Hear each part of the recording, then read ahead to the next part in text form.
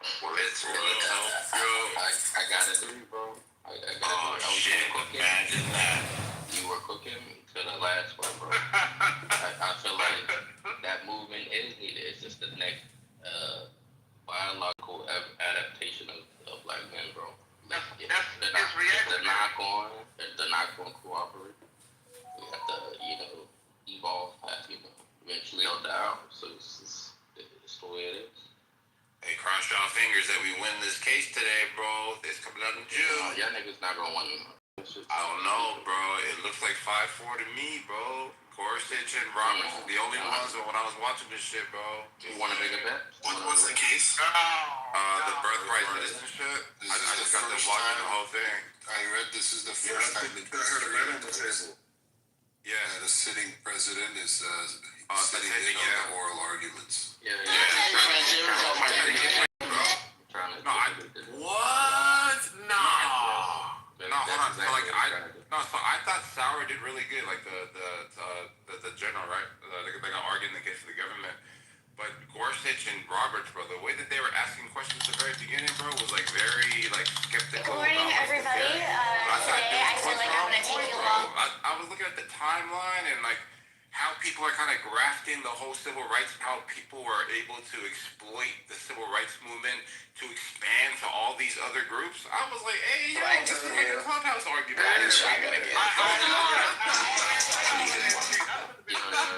I'm gonna put money on it right now. $100. I'm not putting no money on this shit. $100 unanimous decision that they gonna reject that bullshit. Nigga, What's on the table exactly? I don't remember what's on the table. Wait. New brown niggas need Hold on. The wording is unanimous. Should be alive today. Alright, cool. So we got $100. You're saying it's gonna be unanimous, right? Do you want to accept that? Yes, absolutely. So it has to be 9-0. Wait, why are you Run it. $100. No, you said 9-0. Let's run it. $100.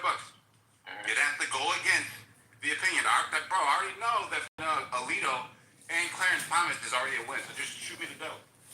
No. Yeah, you're fucking Sorry, brother. bro. Sorry, brother. Let's go. No, that's totally fine. You can ask anybody. That's totally fine, but that is the deal, though. $100. Yeah, that's fine. We agreed on that. So you guys made the bet? Yes, sir. I'm gonna tell you. Yes, sir. No, let them clear it up. Yeah, you just gonna interrupt me, bro? Like this what? Be nice to her. You just interrupt me. Nigga, put your hand back in your pocket, Eric. You felt like you had to interrupt. Like you heard me speaking. Like the fuck? The title is crazy. Anyways, but is anybody with any sense of decency or knowledge of history or legal theory, bro, they will tell you that it's complete, utter bullshit. I'm just imagine when the case was first heard against for citizenship. I think it was 1800s or something. This was a very racist time in America. Jews, Chinese, or any other group that wasn't white here, specifically from England, was discriminated against, right? And you had that, what is it? I think 7 and after Wong. If they wanted to clarify Wong and make domicility a requirement, they would have simply done that. Why? They had power in Section 5 of the 14th Amendment. Without birthright citizenship and an open jus soli, there would have been nothing to situate the Negro as American citizens. Hello? Strangely, the argument that the Trump administration is arguing would suggest that my ancestors, strangely, were less citizens than Juan Kim Ark was. That's the insane part. You know what else is insane? The fact that Trump's test for allegiance would also have made children born to Confederate soldiers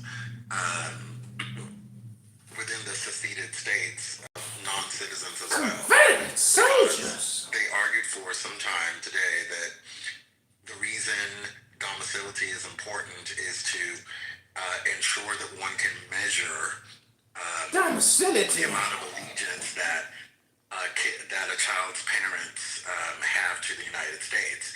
And I don't know how one could argue that folks on the Confederate side were loyal to the United States. They were not, because they wanted to secede. What are they So, He's stealing all my hellos. but they wouldn't argue that all of those whites who were born on the Confederate side were not slaves. were not I mean, my citizens. Make it make sense. It is a strange, and again, I'm gonna put my cards on the table. If the United States got rid of dual citizenship, many countries don't have dual citizenship. Many countries, Japan doesn't have it. China doesn't have it. You know, that's the one thing. You know how they can get rid of it?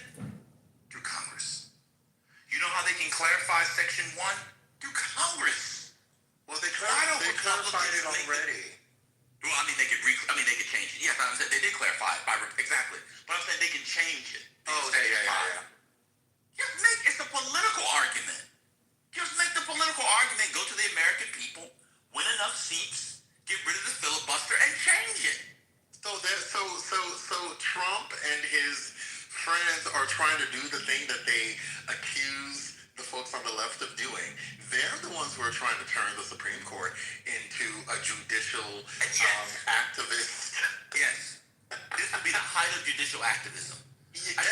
I still don't, again, if you don't like the fact that there's, and Trent said about anchor babies, the Russian, they can easily change that. Just propose a law, pass it, and somebody can sign it. Well, it's that simple. There's already a regulation that allows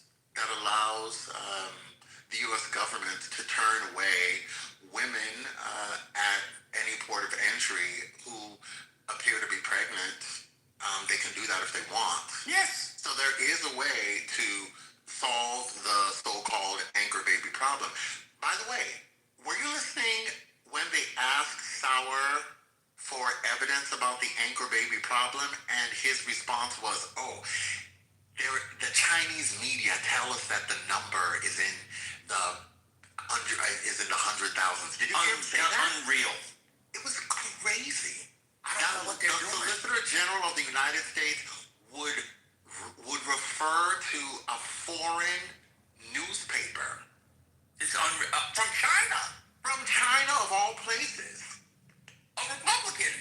Yes. I was blown away. I mean, Andre's explanation is the best. It's a certain kind of political red meat. I get it. But Supreme Court decisions, as we now see, they kind of come and go. If you want real political red meat, why was this not part of the SAVE Act? Huh? You could have made this part of the SAVE Act. You made so transgender in sports is a big deal that Congress needs to fix to save America, but not this. Come on, man. That's why the MAGA movement has hollowed itself out. It has hollowed itself out. It makes absolutely no sense to me. They can go to Congress and Congress can fix it. They can run on it in the midterms. Run on it for presidency. It was just terrible. But it is, I'm gonna have to say, all the people that are making the claim that, this is about Black Americans, if you listen today, the government effectively made the argument that Wong King Art is more of a citizen than many of us Black Americans. That's actually what they said today. It's exactly what they said today. Nobody can convince me otherwise. That's exactly what they said today. Y'all keep rolling with Donald Trump and right wing. I'm going to stay on the plantation, at least pragmatically. They made the argument that because his parents were domiciled, and he was domiciled, this is what the administration said, he was a citizen. Enslaved persons were not domiciled, and they certainly did not have allegiance to the United States, and many of them were illegally trafficked here after, say, 1808, when that law that Jefferson signed went into effect, that is the ban on the transatlantic slave trade. Let alone, even when the transatlantic slave trade was legal, people were still illegally trafficked and smuggled and conscripted. There was still illegality in how black people got here. That's the argument the government made today. That the Trump administration said that many of our ancestors were less citizens or should not have been citizens than Wong Kim Ark on domicility and allegiance. If your parent, how about I'll put it this way, Frederick Douglass, did he have where was he? When they went to Canada, it's a mess. By the way, I don't want to get too dorky, so I'll stop there, but I will say this. They never brought up free blacks. There's a whole bunch of free blacks that had been freed before the formation of the United States. Where do they fit in? Where do their ancestors fit in? A complete mess. Yeah, they gotta stop doing history. I don't know what it is with lawyers and history. You know, I went to a lecture where I'm not gonna talk about it, but I once talked to Gary Carrick. I don't want to talk about it. But anyway, this is a mess. This is the worst shit I've ever heard in the Supreme Court. I can't think of anything more poorly argued. And the man today, I'm gonna be honest with you, I feel sorry for him, Hurricane. You want me to tell you why I feel sorry for him? He didn't believe any word he was saying. Well, listen, I would love to see how many students sign up for any class he teaches. He sounded like an idiot today, and his recitation of history was just abysmal. I'm not a historian. I barely know anything about history. It was awful. But even I could tell that he was lying through his teeth. And the way Barrett and Gorsuch and Kavanaugh were coming at him and asking him these questions, they were like, listen, we all hang out together, but this is some bullshit. What's going on?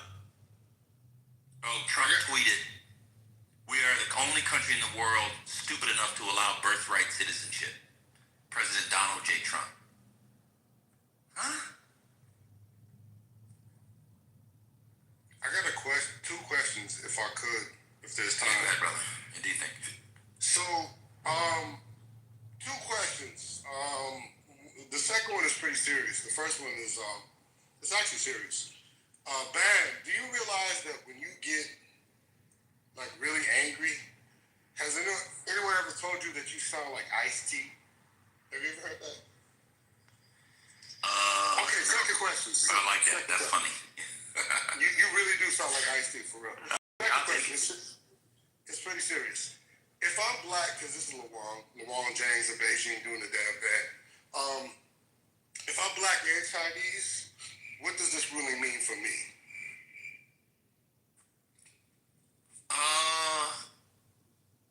Well, I don't know where you're citizen. You can't have dual citizenship with China, so I don't think it's clear for you. Yeah, so you're not. By the way, I looked it up.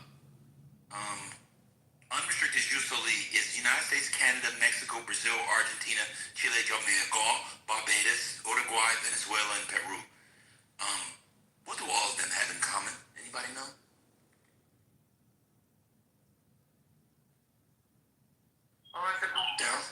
They're all New World countries. They're all New World countries.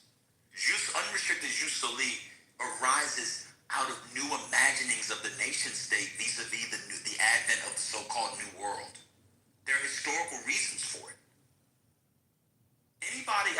Why would you want to go to the French system? Trent says it's stupid. Why would you think the French version of citizenship makes sense? It's not stupid. That's the whole draw. I don't understand people. It's a dumb thing. Go back to old world. Like, Hurricane, were you listening to the way the man was trying to go through? Not only, I know y'all might have missed the British common law, but at once he was alluding to Roman law. Yeah, What the fuck?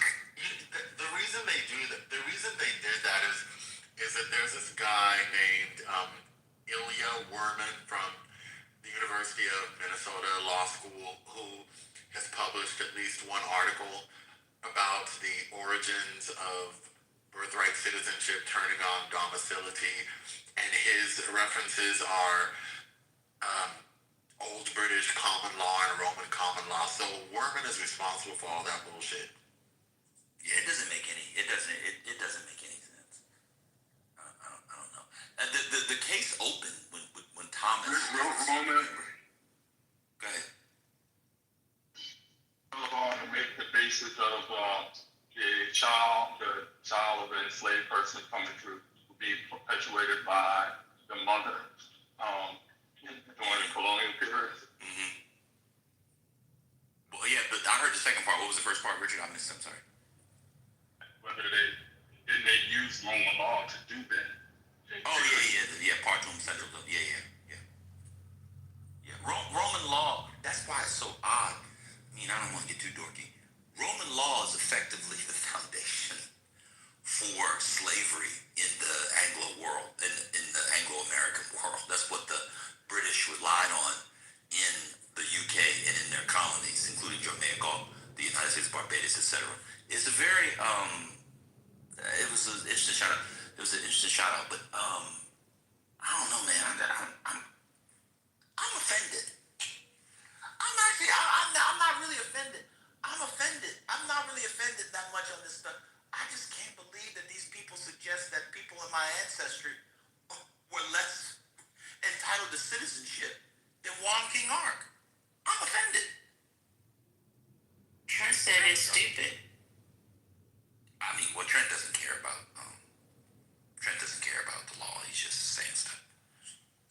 Hey, peace to the room. I'm sorry, Ben, were you speaking? No. So, today, peace to the space. What up, y'all? What up?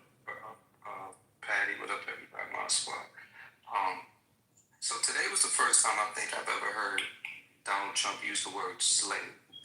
Right? I've heard use the word slave, and I was listening. I don't know what the source was. It was the TV in the background, and I something to the effect. And you guys may have discussed it already. No, we just listened to 3 hours of 2 and 4 minutes, 2 hours and 45 minutes of Supreme Court arguments. Okay, cool. So you know, this was anyway. You know that the amendment was written for the children of slaves. That's the first time I've ever heard what it sounded like. I don't know. You know, I gotta listen to it again, but it sounded like it was a gift that he gave us, like it was some form of, like it just. And I'm gonna listen to it again, but that's what it seemed he was saying. He was alluding to. And so yeah, today's the first time I've ever heard Mr. Trump use that word slave or slavery. You know, today's the first day. How does that impact the arguments we just spent almost 3 hours listening to?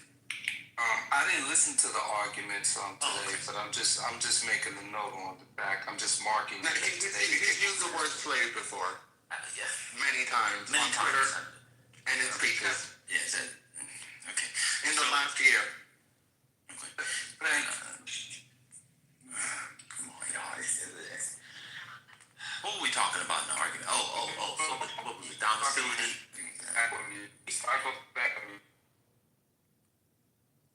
Alexandria said birthright to citizenship.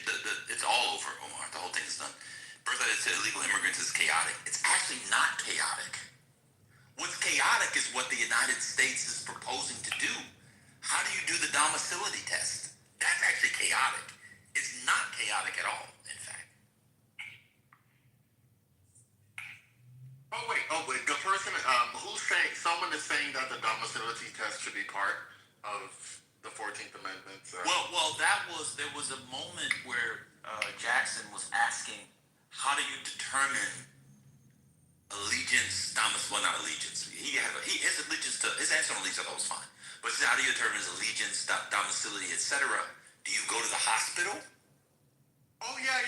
She was asking how they would work it out. Yeah. I mean, it was you know, you would essentially be creating stateless babies, as Patty and Andre said, based off of the test that they're arguing. I think part of the reason why people have issues is they have their political, like Trent's talking about, like policy and economics. That has nothing to do with what we're talking about. We're talking about legal tests. And based off of what he was arguing, the legal test makes no sense. And then what do you do? And he's like, they have computers where they do this thing. Again, I'll ask again. What is the citizenship of somebody who is in the United States for 10 years and they have what is the citizen of their child? They've been in the United States for 8 years. They're in a community. They pay taxes, et cetera, and they're domiciled here. And then the mom gets pregnant. What is the citizenship of the child?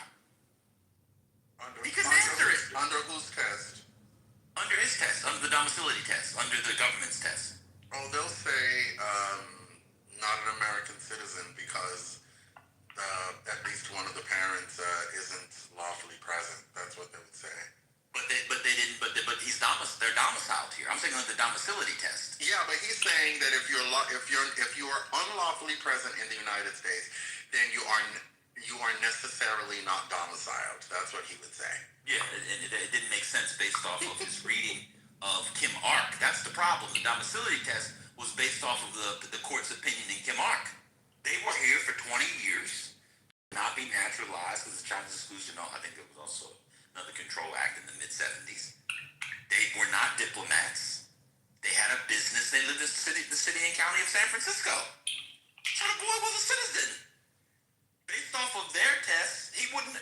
Based off what you just said, he wouldn't have been. I don't know. My head is spinning. Sauer also said that it wouldn't matter if the states trying to figure out if the newborn child is a citizen got it wrong because the parent could be able to challenge it on the back end. That's what he said. So if a kid's declared not a citizen of the United States and the parents think that the government got it wrong, they could simply just file a lawsuit to check that conclusion, and they could fix it.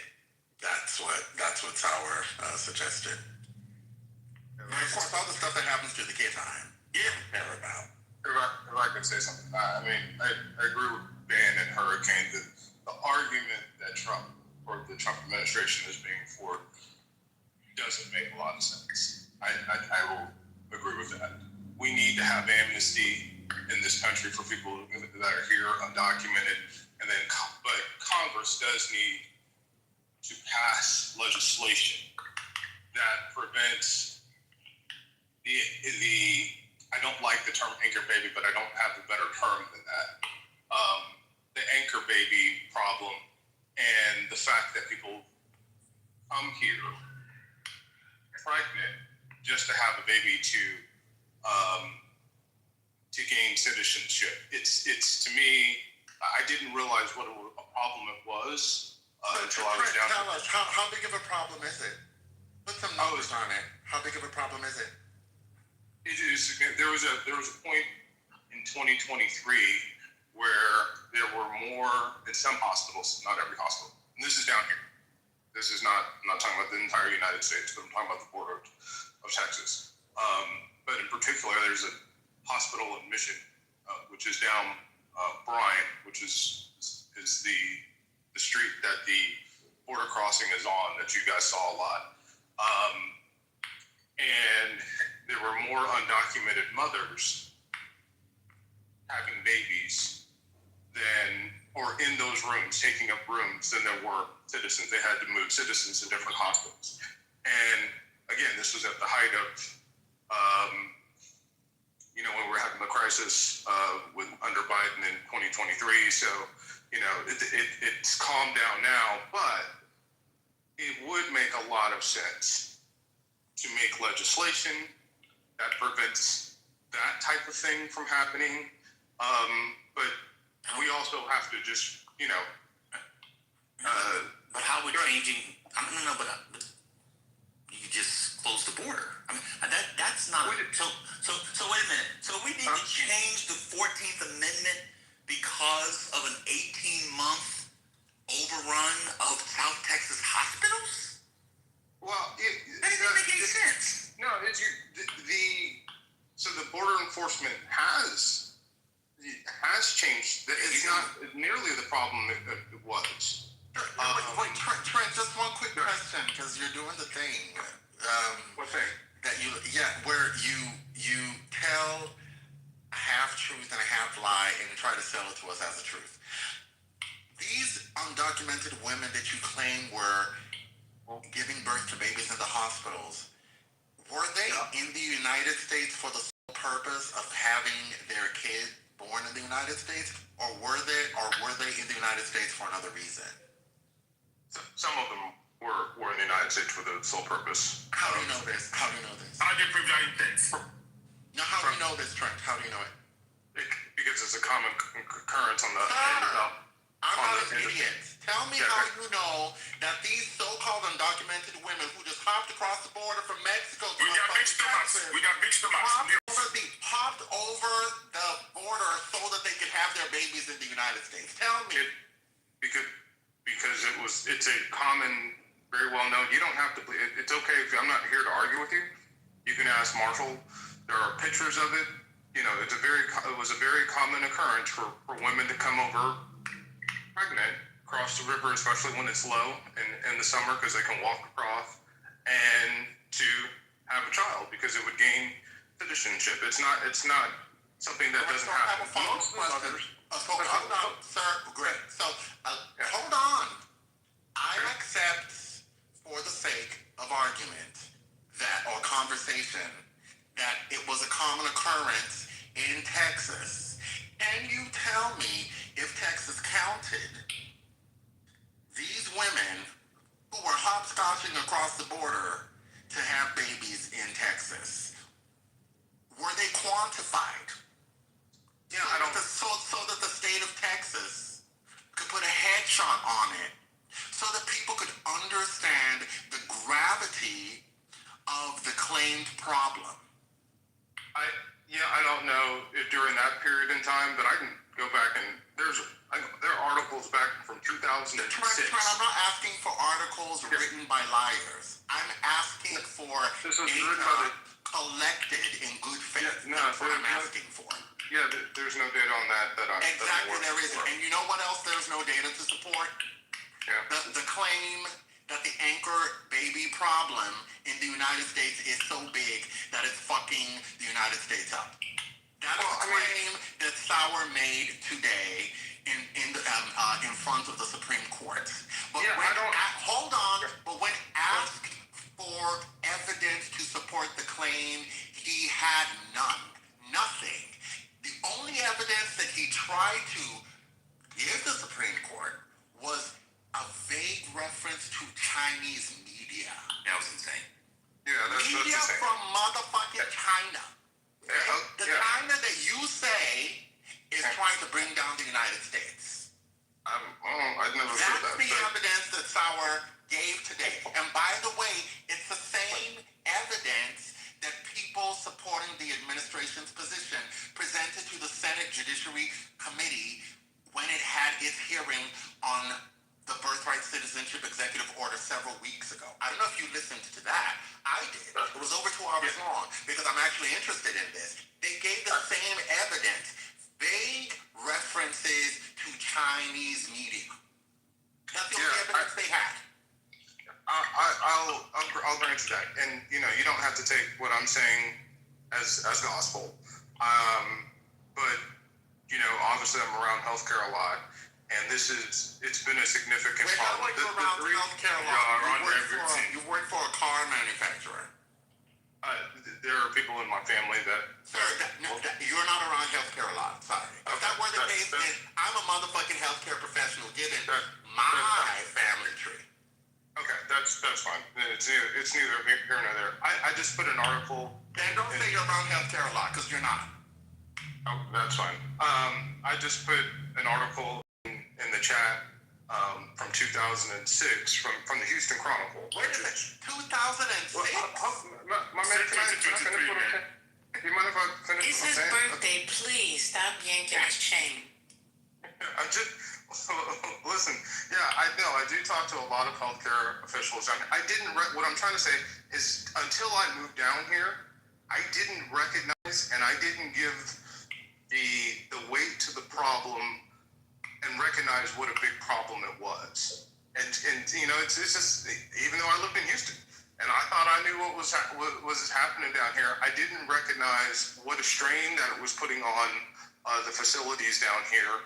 And how big of a problem it was. Now, the 300,000 to 400,000 births to undocumented, those are not all that people have talked about, especially on the right. Those are not all anchor babies, right? But there is a solution to this problem. It is a lot better now that the border is closed. But if we would grant amnesty to these folks so that they could pay taxes, and I'm saying this for healthcare reasons, because our healthcare is out of control. If we would green amnesty so these folks can pay taxes into the system that are already here, and tighten up laws and modernize them so that to prevent things in the future, I think it would be a good thing. I'll end right there. Hurricane, can I speak, please? What you mean, Hurricane? Can you speak? Oh, sorry. I'm a moderator. Sorry. Hey, Miss Fifi. No. But I do want to hear from you, Odie. This is his opinion. I would like to hear somebody give their opinion, not necessarily based on his opinion. But go ahead, Odie. I actually thought that Trent will say he's a lawyer because Trent, like I always say, is the master of every profession.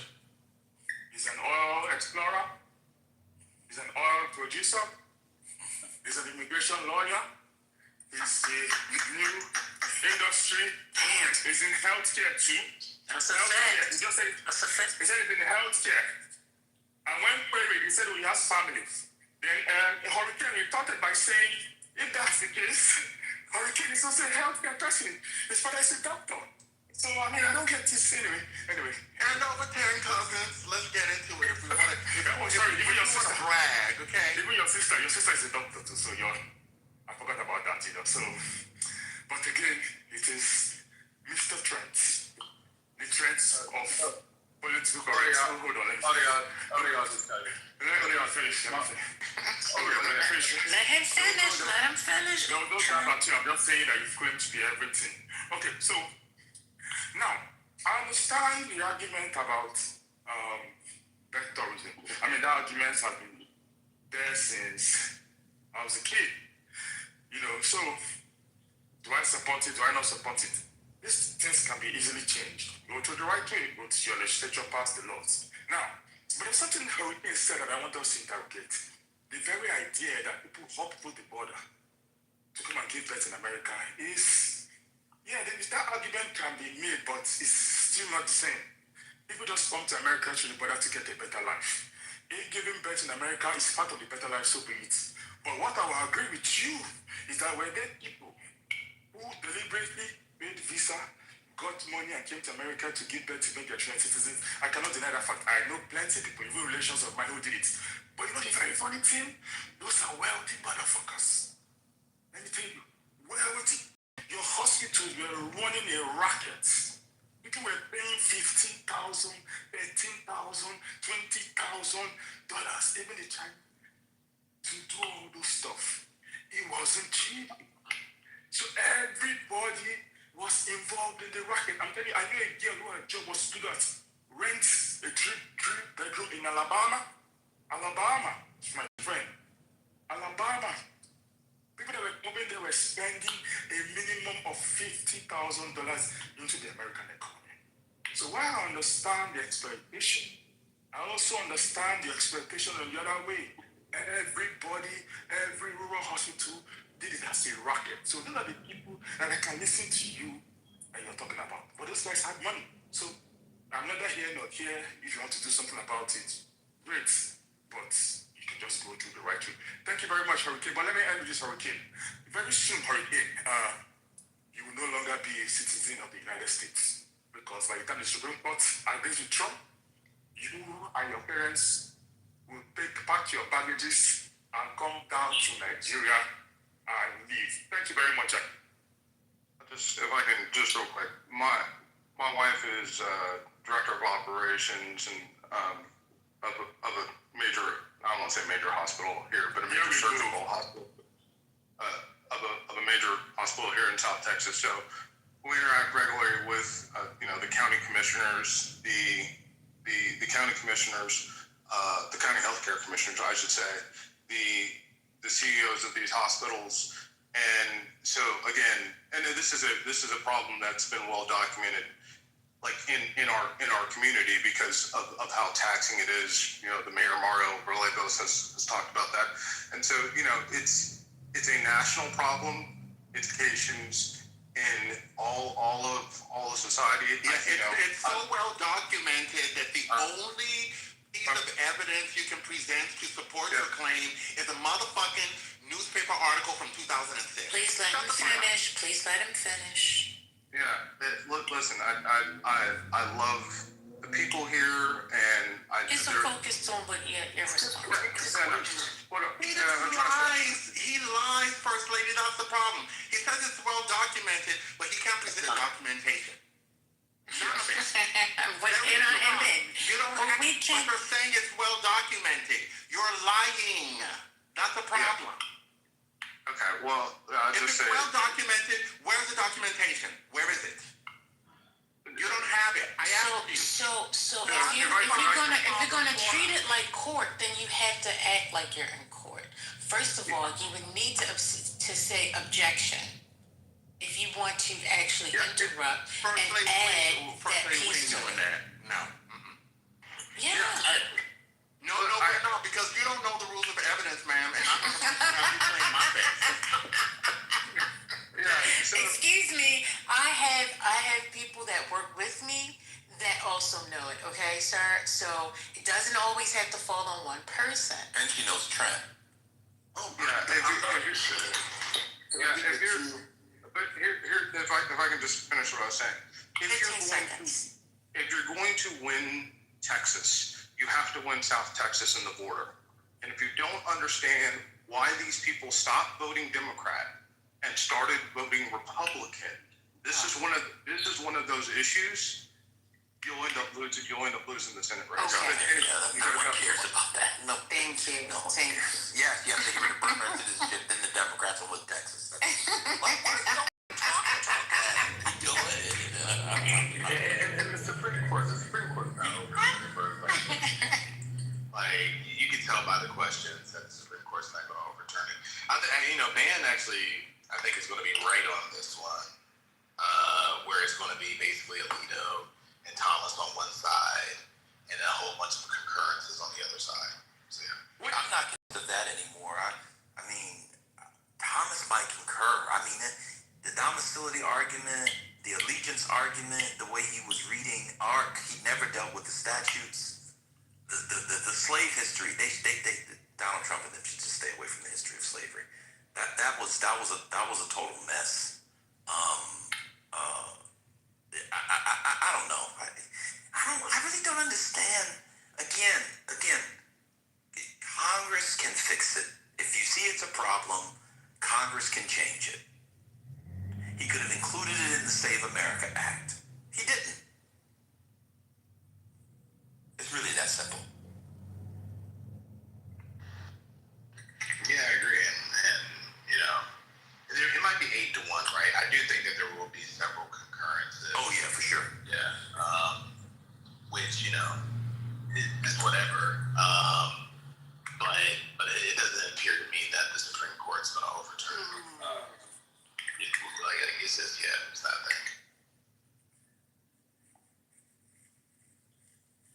Listen, Amy Coney Barrett said, listen, I might be a white woman, I might be a handmaiden, but I got some black babies, okay? So I need to do something for them today, okay? Let me show I do know a little bit about the blacks. It was so offensive. I can't believe the government was making that. It was just so. It was wild because, as she rightly said, she's the best. She was the best on the history today. There were enslaved people who were illegally trafficked to the United States. They were not here legally. The 14th Amendment gave them and their descendants citizenship. Based off the government, they should not have gotten citizenship. The government's arguments today. That's a nasty, nasty, nasty, nasty, nasty, nasty, nasty, anti-black, anti-Negro, anti-African American argument that the Trump administration is arguing. It's nasty. It is absolutely nasty that the Chinese boy, Wong Kim Ark, whose parents were subjects to the Emperor of China, that because they were domiciled in San Francisco, then he should have been a citizen. But based off their tests, many of you should not be citizens. because your great-great-great-grandparents were here illegally and not domiciled. This is why I was telling people when this case came up, this stuff is anti-black, and they showed it to you today in real time. These are conservative Republicans. They are not here to help the Negro. It's for slaves, it's for slaves, it's for slaves. Trump said that all last week. I heard that. It's for slaves, cool. We get to there today and we realize it can't be for slaves. Nasty. Oh, you know what else? They also lied about the scope of the executive order. They're like, oh, we're just asking you, Supreme Court, to make sure that it applies prospectively only. What about the people who don't have passports? Or who don't have all of their birth certificate documents together? What about them? Even what about the ones who are 30 years old or older? If they want to get passports today, they'll have to fight the executive order too if they can't pass Donald test. So the idea that it's going to apply to only babies born after some date in the future is not true. Yeah. They're just liars. Yeah, the Solicitor General, his response was really weak when it came to the prospective relief. And it's just really different. I mean, like, guys, Justice Jackson did a fantastic job. Like, what are you going to sit down pregnant women for depositions to prove that they're citizens? Like, what the hell's going on? Like, just like, how do you make that test work in real time? Is just something the government can answer. And then also, like, questions regarding indigenous folks here. Like, the fact that the government wasn't prepared for those inevitable questions, just, I mean, this is what happens when you get cuts in, like, the Solicitor General's office in the DOJ, and everybody leaves. Like, you don't have people who can actually even prepare you adequately for Supreme Court oral arguments. Fucking ridiculous. I won't lie to you. I've never heard a Solicitor General I've never heard a Solicitor General unable to answer a question about how a proposed test will work on the ground. They always have an answer. It's going to be like this and like this and like this. His answer was, I don't know, but you can look at our briefs and see. Did you come up with the... We came up with the... Did they mention the Confederates, or that was you? Oh, I asked about the Confederates today. I don't recall them talking about the kids of Confederates during oral argument, but... It's an obvious question. I mean, yeah. The first question that was asked, I remember it was Clarence Thomas. He asked about, he said, does the Congress talk about immigration when they formulated the 14th Amendment? And people who are in favor of the EO hope the answer is no, because they've never read the Congressional Globe and the Congressional Minutes. But those of us who have know that they did talk about immigration.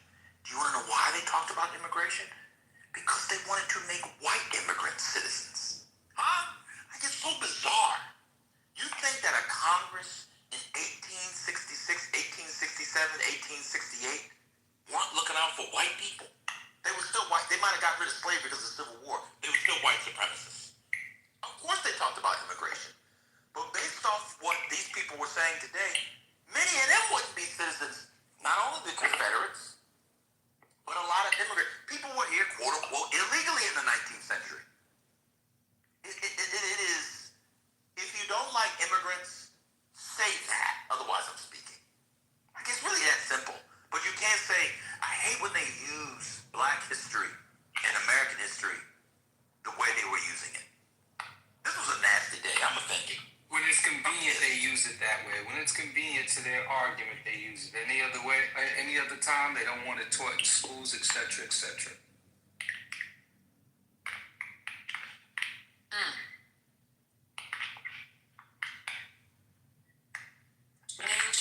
Chain.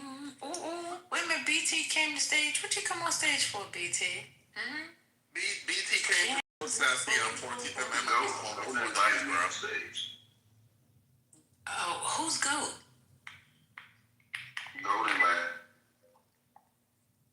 There's no one on stage by that name. BT, did you hear the arguments today?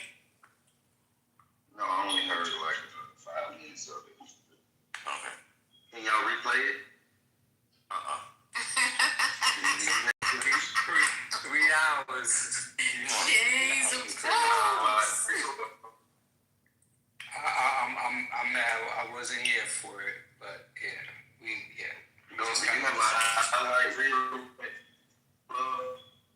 No, we don't. He was just right here listening. He was just saying it. How embarrassing it was and what their arguments were based on. You weren't listening. You can listen to it. It's all over the internet, but I'll give you a quick rundown. So part of what they were arguing for why illegal immigrants, why their kids should not be citizens is because they're not domiciled here and they don't have allegiance to the country. But earlier, before they got to that part, which was really the meat of it, they were talking about slavery, which was odd because many enslaved persons were also here illegally. They weren't domiciled here, or they didn't choose domicile, and also had no allegiance. And so the argument, they started off by saying it was like, sorry? It was an ad-lib. No, it was fine. No, I'm saying, and so the problem was when you do it was for the slaves thing.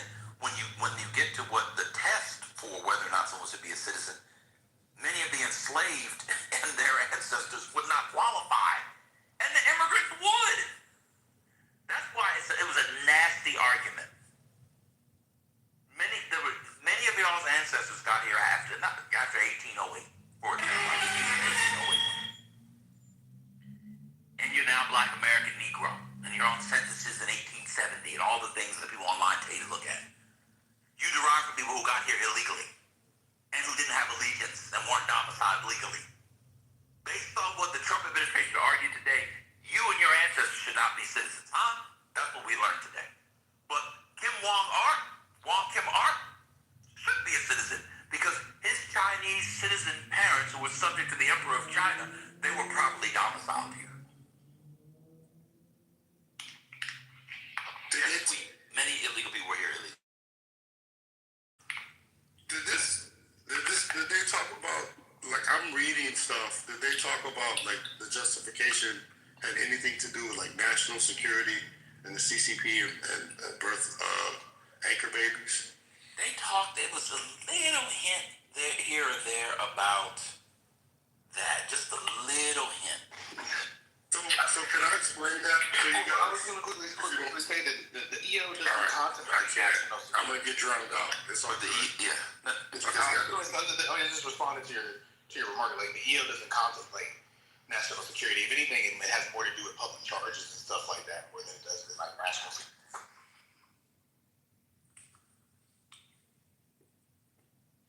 So if you were black, based on the conversation here, this word illegal, which became real popular, in the last election, illegal. Unlawful is a different word. Illegal, this idea that, enslaved people were here illegally. Yeah, some were. So, with today's understanding of the word illegal, this is where the semantics and the BS just continues. Well, semantics matters for law. This is where the BS continues. Not BS. Bro, why can't I finish a thought without being interrupted, man? Because I want to. I haven't even got what,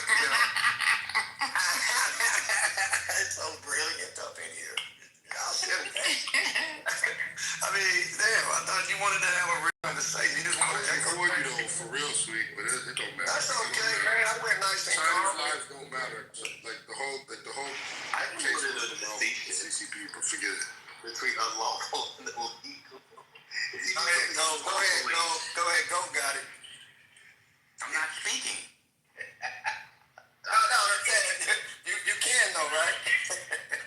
I mean, sweet, can you help me? I don't know why I still give hope that there may be a dialogue in here one day. But go ahead, go. You got. What's the distinction unlawful and illegal in this God? There may be a distinction. I'm just not aware of it. And they use it today. Go back and listen. They use the word unlawful. Go back and listen, bro. You'll find. That's not the question. You said, I didn't know there was a question. There wasn't no question at all. What do you mean it's not the question? There was no question on the table. He wasn't paying attention. There was an attempt to make a statement. That's all it was. He said, what's the difference between? That's Go ahead, go. He wasn't paying attention. We Repeat. can't have no dialogue. Can't even let nobody speak in front of him. So anyway, my point was, you said that the reason why I brought you up is because you seem to be questioning whether or not slavery is unlawfully. You know what I was going to bring? I ain't said that yet. I was saying, Oh my God. if you brought me up because you thought you wanted to. Y'all just stay on me. Go ahead, sweet. One mic on. Hey, see how you got to handle go, and then you might get the mic a little bit. Go ahead. So, again, illegal, and this whole idea of illegal. So, what came out in today, what came out was the idea of what was considered legal, who was considered lawful, who was even considered a citizen, will always be the conversation no matter what the Supreme Court decides today, tomorrow. So the idea of who was even considered a citizen, while it wasn't legal, according to GOAT here, to be, you could be a slave and be here illegally. So damn, you breaking the law. You over here enslaved and breaking the law. Damn. Like, shit, you can talk about can't win for losing. You here as a slave, you've been enslaved, and now you're illegal too. Shit, y'all got a double whammy. I mean, damn, because the reality was, just like you drink from certain fountains, it wasn't lawful or legal to drink from certain fountains at one point. So let's just understand this evolution of this, what's legal and what's lawful in this land called the United States of America was completely at the whim of whoever the hell was coming from this high moral ground of, are you even... What happened? God blocked it. What happened? God blocked it. Wait, why? No. I think it was him. It's not us. Nobody dropped them. No, I didn't.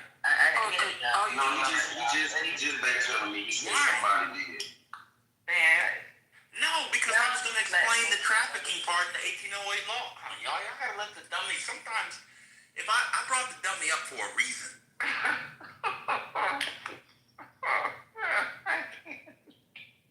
wish he had done that. It was bad, man. No, it wasn't. It wasn't bad because in his ignorance, I was going to explain the relation to domicility and the 1808 law. Not about being a slave breaking the law, about whether or not they were legally here. And many weren't legally here. You know what it is? Because of your particular endowment, I have many children and many others want to get on it because of that endowment. No, I was talking about. That endowment gives me all types of citizenship. No, it's not that. No, because of your particular endowment, you find it much more easier to teach, to impart knowledge than To dummies. some other people. Yes. That's what it is. He was almost done because he was repeating himself. But his point was he didn't know what he was saying because he didn't listen to the arguments. I was specifically talking about ACB's point about enslaved persons, their domicility and their allegiance. But, if you guys... and they were talking about color all the time. Go, am I audible? Because I have my Bluetooth headset. Yeah, we can. Man, are you able to hear me, man? Yes. Okay, so what you just educated me on, you even might say you professed it, if you will.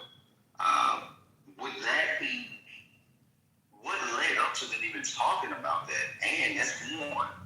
Secondly, so they're saying even though we've been here longer than them, because some of our ancestors were here to lead, and even if they popped in 1920 and now they are more American than us, and thus spread, or I'm trying to figure out. Cracking up a little bit. Damn. Let me answer the first one while you get better reception.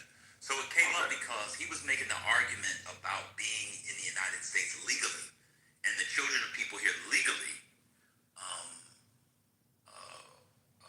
should be the ones to get citizenship. And then Amy Coney Barrett brought up the point that, you know, you guys have been talking about slavery, but were they always here legally? Where were they domiciled? Did they have allegiance to the United States? And the answer would be, in many cases, no. And yet they were making the argument that them, when they became free in 1865, and their children, more to the point, were citizens. And so that's why she was making the claim that the domicility argument and allegiance argument doesn't make any sense. And related to that, they didn't bring up dual citizenship. So she said, for example, when people were snatched up from somewhere else, they still had allegiance to somewhere else. And they were enslaved. They were snatched up. So you come, you a Fula boy from Togo, and you get snatched up, and they put you in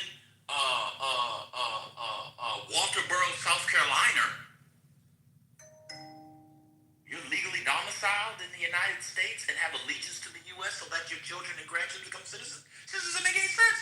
And then I added on to it. Men wanted to run away, get the fuck out of the United States. Wanted to go to the Caribbean, wanted to go back to Africa, wanted to go to Europe, wanted to go to Canada. Some of them fought against the United States in the Confederacy, in the War of 1812, in the American Revolutionary War, in the Tripoli Wars. Well, I mean, the Tripoli was also naval and counter-most. Many black people fought against them. So it was all over the place. It was really offensive to black Americans. But many people on your side on this particular issue will only hear the anti-immigrant stuff and won't hear how it was really offensive to the Negro. Without birthright citizenship, free of domicility, at least, etc., what else will we have to situate the Negro as a citizen? That's why America had birthright citizenship. It's a mess. But y'all keep following behind conservative Republicans and black people. And it was done, and I forgot which justice, I think it was Justice Jackson who raised this point. It was done so that Congress would not all of a sudden go back and try to change it. The language is very clear. Another thing, too, the government's argument regarding domicility was very circular. It was like, what's domicility? It was like allegiance. Okay, what's allegiance? It's domicility. Like, it was just kind of like, I don't, it seemed like it was couched in nothing, which is like, you know, Justice Sotomayor, I think, raised the question. I think Gorsuch had maybe hinted to it if he didn't say it explicitly, but some of the justices just were confused about that kind of framing of like what domicility means and how that's related to the authority and how that's even related to, you know, jurisdiction, subject to the jurisdiction thereof. Just a small but important point. Justice Jackson said that the history shows that the citizenship clause was placed in the 14th Amendment to put it beyond the reach of not only legislators, but also executive officials, just beyond the reach of any government official at all. They didn't want that question to be decided by anybody who could exercise power over anybody else, because they wanted to make sure that the formerly enslaved people were fine and that they wouldn't have to litigate questions about their citizenship ever again, or just anybody else who had been previously denied citizenship. They just didn't want people to have to litigate the question again, which is why it was there. It wasn't just legislators, but also executive branch officials too.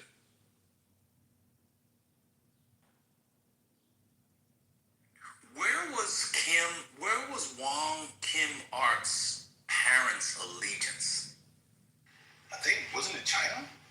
So then the domicility, I don't know, what kind of relationship is that? A tautological one, or I don't know, is one a synecdoche or a metonym? I don't even know what the relationship is. So I can tell you, I think domicility enters the conversation this way. They believe that jurisdiction requires a certain amount of allegiance from the person. And the way to demonstrate that you have the requisite amount of allegiance is to be domiciled in the United States permanently, I suppose. Right. So then my That's how point it is, works. so the point then is then Wong Kim Ark's parents, they weren't domiciled then. Because they didn't have allegiance to the U.S. That's what I'm saying. You can't use one as a proxy or an extension of the, I don't know, maybe they're in a Mobius strip type relationship or Europe work relationship. I don't know how to describe it. But their allegiance was to China. Agreed. But they were domiciled in the U.S. And if they're using, if they're saying domicility and allegiance are extensions, are sort of mutually constitutive. There you go. Well, that would be mutually constitutive. But one is constitutive of the other. Let's say that. Yeah. It didn't work in the Kim Ark case. Allegiance was to China. They couldn't decide. So Sauer couldn't decide whether, from what I recall, he couldn't decide whether he wanted the Supreme Court to overrule Wong Kim Ark or leave it alone. Because he at one time said, leave Wong Kim Ark alone and distinguish it. And then another time, or many other times, he seemed to be arguing against the holding of Wong Kim Ark. So that's another reason they were confused. They sounded confusing to me. I couldn't tell. He didn't sound as if he knew what he wanted or how to get where he wanted to go. And shout out to Cecilia for saying, yo, the fact that the government said do not overrule Wong, like, that's fatal to their argument. Because that's really why, that's really why folks are there. And so, you're absolutely right, Hurricane. Like, just the unwillingness to say that, but basically saying, like, or literally, to her point, don't overrule it. That basically is the case. Yeah, but their argument requires overruling of Wong Kim Ark. You can't keep Wong Kim Ark and uphold the executive order. You can't. I don't think you can. You would have He to was throw it. arguing, I don't know if you caught this part. He was actually arguing that we have misinterpreted Wong Kim Ark. He tried to make the claim that Wong Kim Ark is on their side because at one point, remember, Gorsuch was like, I don't think you want to use Wong Kim Ark. He was like, well, actually, we kind of do because, and that's why he kept going to domicility because it is domicility. And then we had a discussion when you guys came in here, Neil Liberal and I did on, is he suggesting that the domicility was part of the holding or it was dicta? I couldn't tell what he was doing. It was a total mess. It was very messy, but within that mess there is a clear argument. I don't think it's a winning argument. Clear argument. If you move away from allegiance whatsoever, allegiance is a losing argument. But if you consider domicility and the government's position would be that Wong Kim Ark should be read as the parents' domicility was part of the dicta, right? And we should read Wong Kim Ark as parents' domicility should be included in the test, and in their reading, Wong Kim Ark does exactly that. But then, okay, I see what you're doing. You're trying to find a coffee bean in this shit. I see. That's why I don't drink that coffee. So I would though. Actually, if I had a chance, I would definitely try. So I'm trying to understand. So then, how does the slave part? So they're saying slaves, even those who were here illegally, or unlawfully, shout out to Sweet, that those people were domiciled in the U.S. Yes. Legally domiciled. Yes, they would say. He said that in one or again, it's messy. But yeah, if he was making a cleaner argument, he would say yes.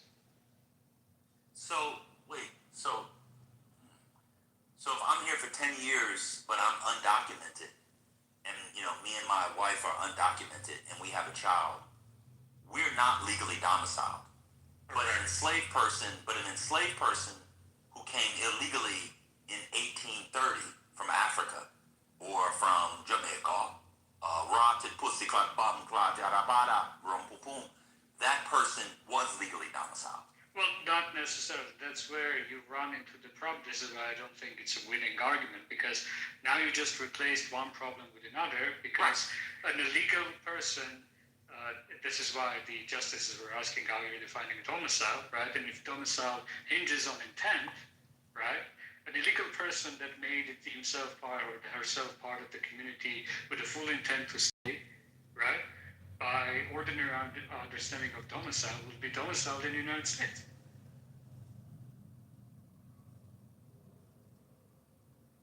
Why? I mean, I guess he's doing it because it's his job. This man is arguing a position that he knows. This man went to Duke undergrad, Harvard Law School, and a master's from Notre Dame. He knows full well that this doesn't make any sense. So Ben, no, I think you're going a little too far. You know that. Okay. Now you're saying when you say he knows it doesn't make sense, are you claiming that to show that you don't think he believes in what he's saying? Correct. I don't know that that's true. I think he believes politically, but I don't think he believes it legally. Like, I think he believes and wants it to be the case. If he's a conservative, I can understand that. Okay. But I don't think he believes that the domicility allegiance test that he's reading in Kim, I don't think he believes that. Man, he could say that Kim was bad law, but he wasn't saying that. Yeah, most of these people don't believe what they're saying when you talk to them privately. Wait, that's not true. Well, see, I don't like the internal belief argument. I don't like it. Well, I'm just saying that the legal arguments on their merits was so full of inconsistencies, and you saw one thing and another bigger problem, saw one problem, another one pops up, that he couldn't. I don't think he thinks that what he was arguing was logically and legally sound. He's too smart to know it was. But you really think that he thinks that Kim Wong-R case is on their side? Come on. Man, I have no choice. If that's what he's arguing, I just have to take it at face value. What else? That's fair. I agree with you on that. Eric, can you ask the internal belief question? Why are you asking the question now? You're like, oh my God, internal belief. He did ask it at first. Yeah. That's how they get these billable hours. They ask a question, you spend an hour, and then they ask why you're discussing it. You spend another hour, and you forget they were the ones that did it. It's not double billable hours. It's nasty work. Do you mind? I went and got some of your data for hurricane. I'm going to post it in the chat so you can see a hurricane, and I'm going to explain it a little because it's actually very interesting. When he sent it to me, I was surprised. So it's there in the chat now. Okay. Last year, Greg Abbott, governor of Texas, put in an executive order that all hospitals require to report undocumented versus regular citizens' payer so that they could see the payer mix.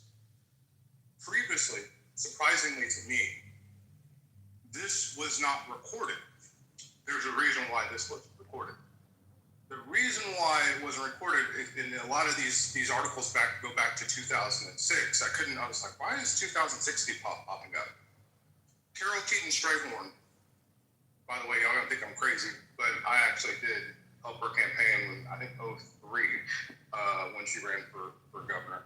I might be off on the year, but Carol Keaton Strayhorn was great. She was comptroller of the state of Texas. Very smart lady. She did a study on undocumented versus Texas citizens.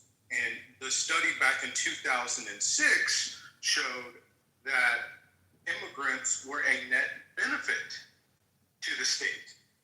So therefore, the Texas conservative time, Bush is coming out of office, I think Perry's in office, let it go and never brought it back up. Now, with the executive summary that I just put in the chat, it does not break out pregnancy. I asked, it doesn't break out pregnancy, but it takes all payers. Greg Abbott asked for the data. You can see it from fiscal year 2024 to 2025, just released 2 months ago, and it shows the $1 billion hit to the state in providing for healthcare. Now, that's not, to be fair, that's not taken into account. I think I've seen some numbers as high as $4 billion in taxes and revenue that undocumented generate for the state. But hey Trent, I have one or two questions for you because your story is way too long. You've posted summary. What is this thing called? Executive order data summary. Yeah. So I have a question about the types of visit. Yep. There are 5 types of visits. The last one is called total visits and costs not legally present. Can you explain what that type of visit is to me? I don't know. No, the last one is all of them combined. That's what I thought. That's what it sounds like to me. Total cost of visits, that is all of them combined, all the undocumented visits types combined. That's not what Ban is saying. No, that is. That's all. I added them up. The top 4 rows, all of them combined, is the 5th row. Okay. Yeah. So all of them combined is the 5th row. Yeah. Okay. So then what does this tell us about the burden imposed on Texas by undocumented women giving birth to children in Texas? And that's what I'm saying. It doesn't break out first. Okay. Yeah. But in totality, this is taking all the visits. That's what equals the billion. It's not $1.5 billion. It's $1.05 billion. So that's the $1 billion number. But this doesn't show. This doesn't show what portion of the financial burden is created by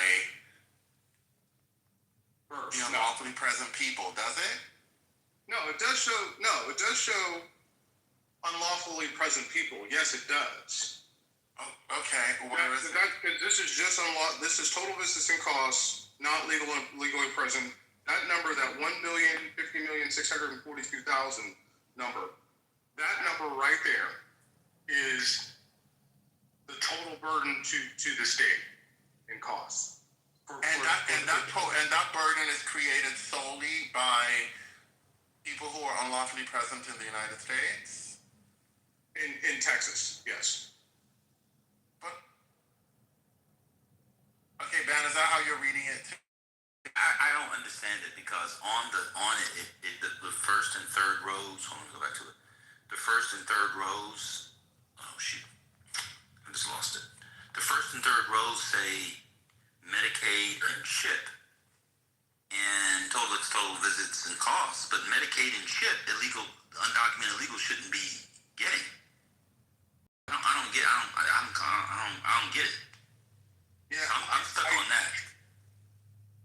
I would have to ask because I'll send it and see if I can get a clearer explanation. But the $1 billion. Hold on, Trent. So listen. So let me tell you what I did.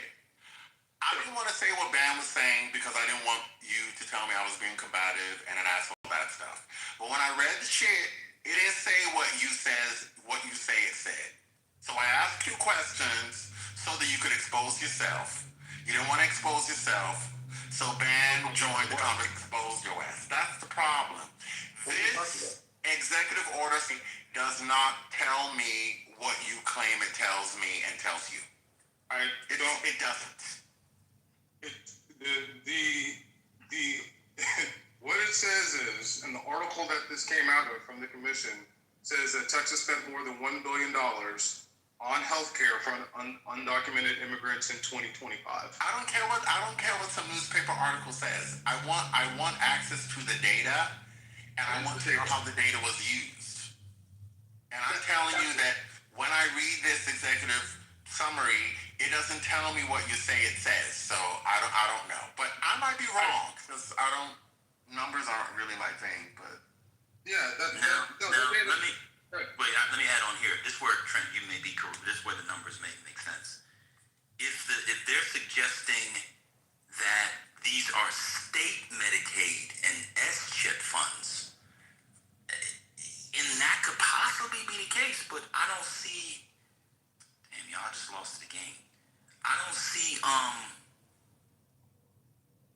it say S chip. So maybe that's what it means.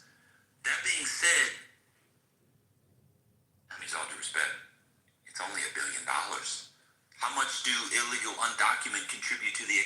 I know there's a bunch of people building in South Texas who are cruddy because they put down some foundation houses. That is true, and so then I have to go back and look for now. But I believe in 2006, Horn did the study. They were contributing between $4 to $5 billion in sales and state income tax. Well, they don't pay income tax, but sales, state taxes.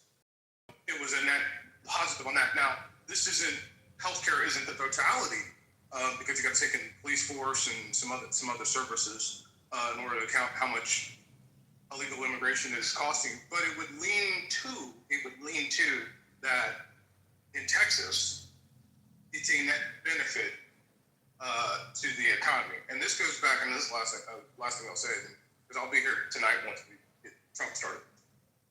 This leads to Milton Friedman ban. I think you'll like this.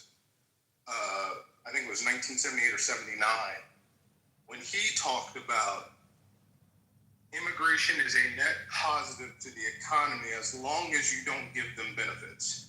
And as soon as you start giving them benefits, that's when you run into a problem.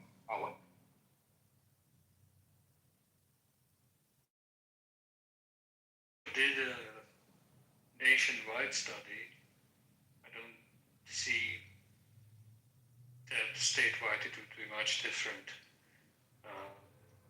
It's trillions of dollars since 1994 in net benefits to the United States.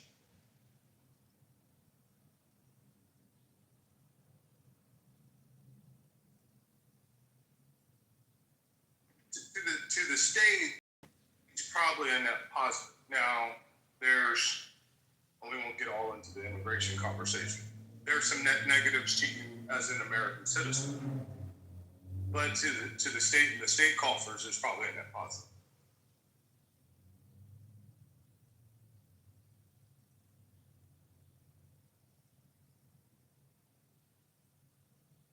I mean, again, if we're talking about healthcare costs and what's driving it, it's definitely not illegals getting service and illegals getting babies delivered.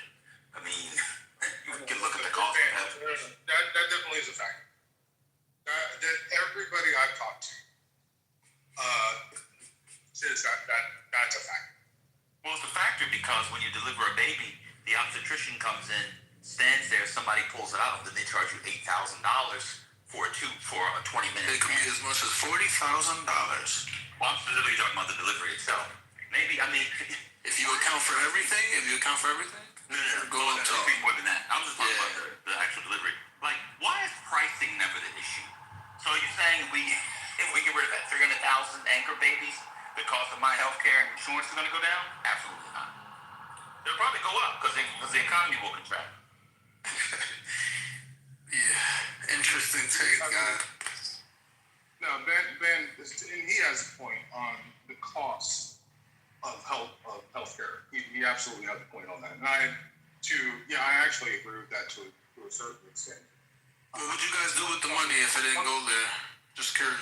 Well, hold on. One problem with the cost is litigation. The amount of insurance that these doctors have to carry to compete with the litigation that somebody dies or is injured in surgeries is insane. So, how's that even connected? How's that connected? I think you were a Republican, but I didn't know you were such a Republican. You think the cost of healthcare is being driven by insurance liability costs? That's great. I'm curious, where do you guys think the money goes? Yeah, you know why? You're like a Republican from you're like a Lindsey Graham, John McCain, Sununu Republican of 2006. Nothing wrong with that. I am, baby. I told you that.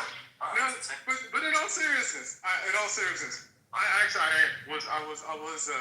McCain was my first favorite politician back in 2000, the McCain Express. But no, the tort reform, if you remember our man John Edwards back in, what was that, 07? There is a problem with the amount of insurance that these doctors have to carry. Now, they also do make well over $500,000 a year. So, you know, there's you know, you got to pay the cost to be the boss. But there's multiple factors in it. I'm not trying to say that insurance alone is the problem, but it's not the insurance, it's the litigation. I'm not saying that alone is the problem, but it is part of the problem. Definitely a factor that goes into it and accumulates with everything else. Yep. It's crazy because Democrats just think that these things don't affect anything if they don't, you know what I mean? Like, oh no, that's not preposterous. That's not. So what would you do with that extra money if you were the government? It just vanishes? Doesn't attribute to anything? No, I don't think so. What extra money? What? Extra money that is not there anymore? What do you mean? I'm not repeating those. Oh, that's weird for audio.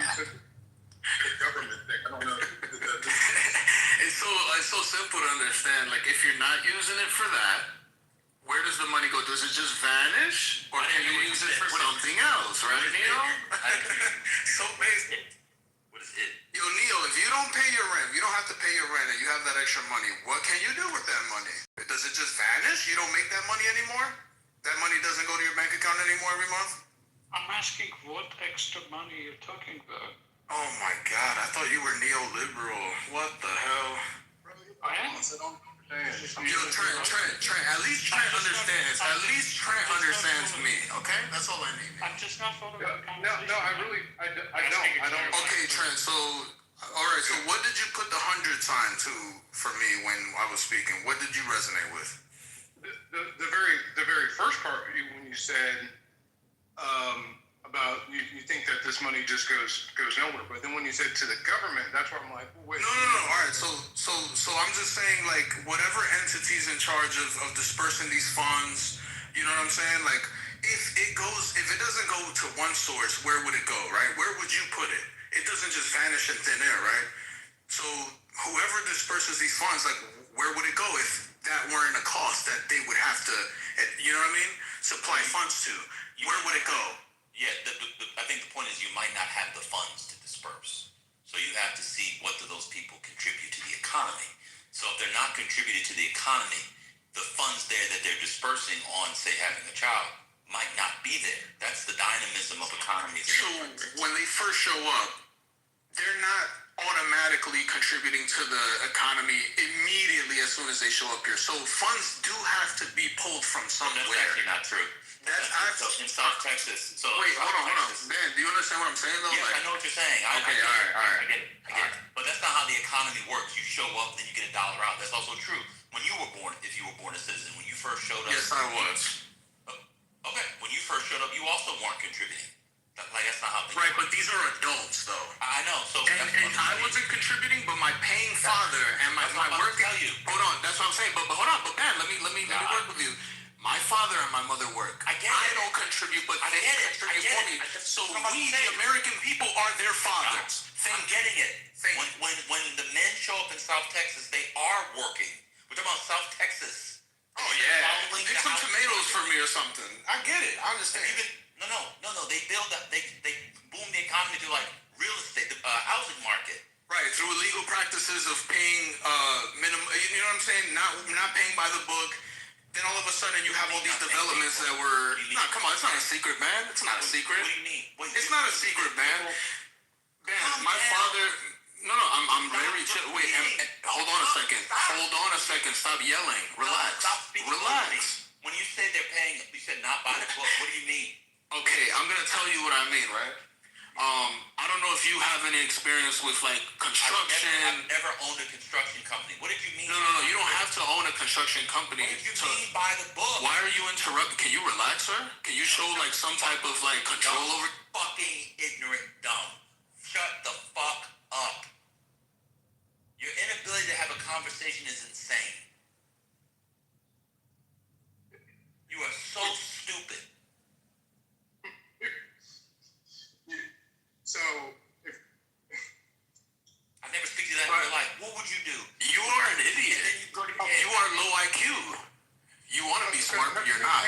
You don't show emotional intelligence. I'm sorry. That a person younger than you got you that irritated to where you had to curse me out. You know you can't speak to me like that in real life. Enjoy this application and the buttons.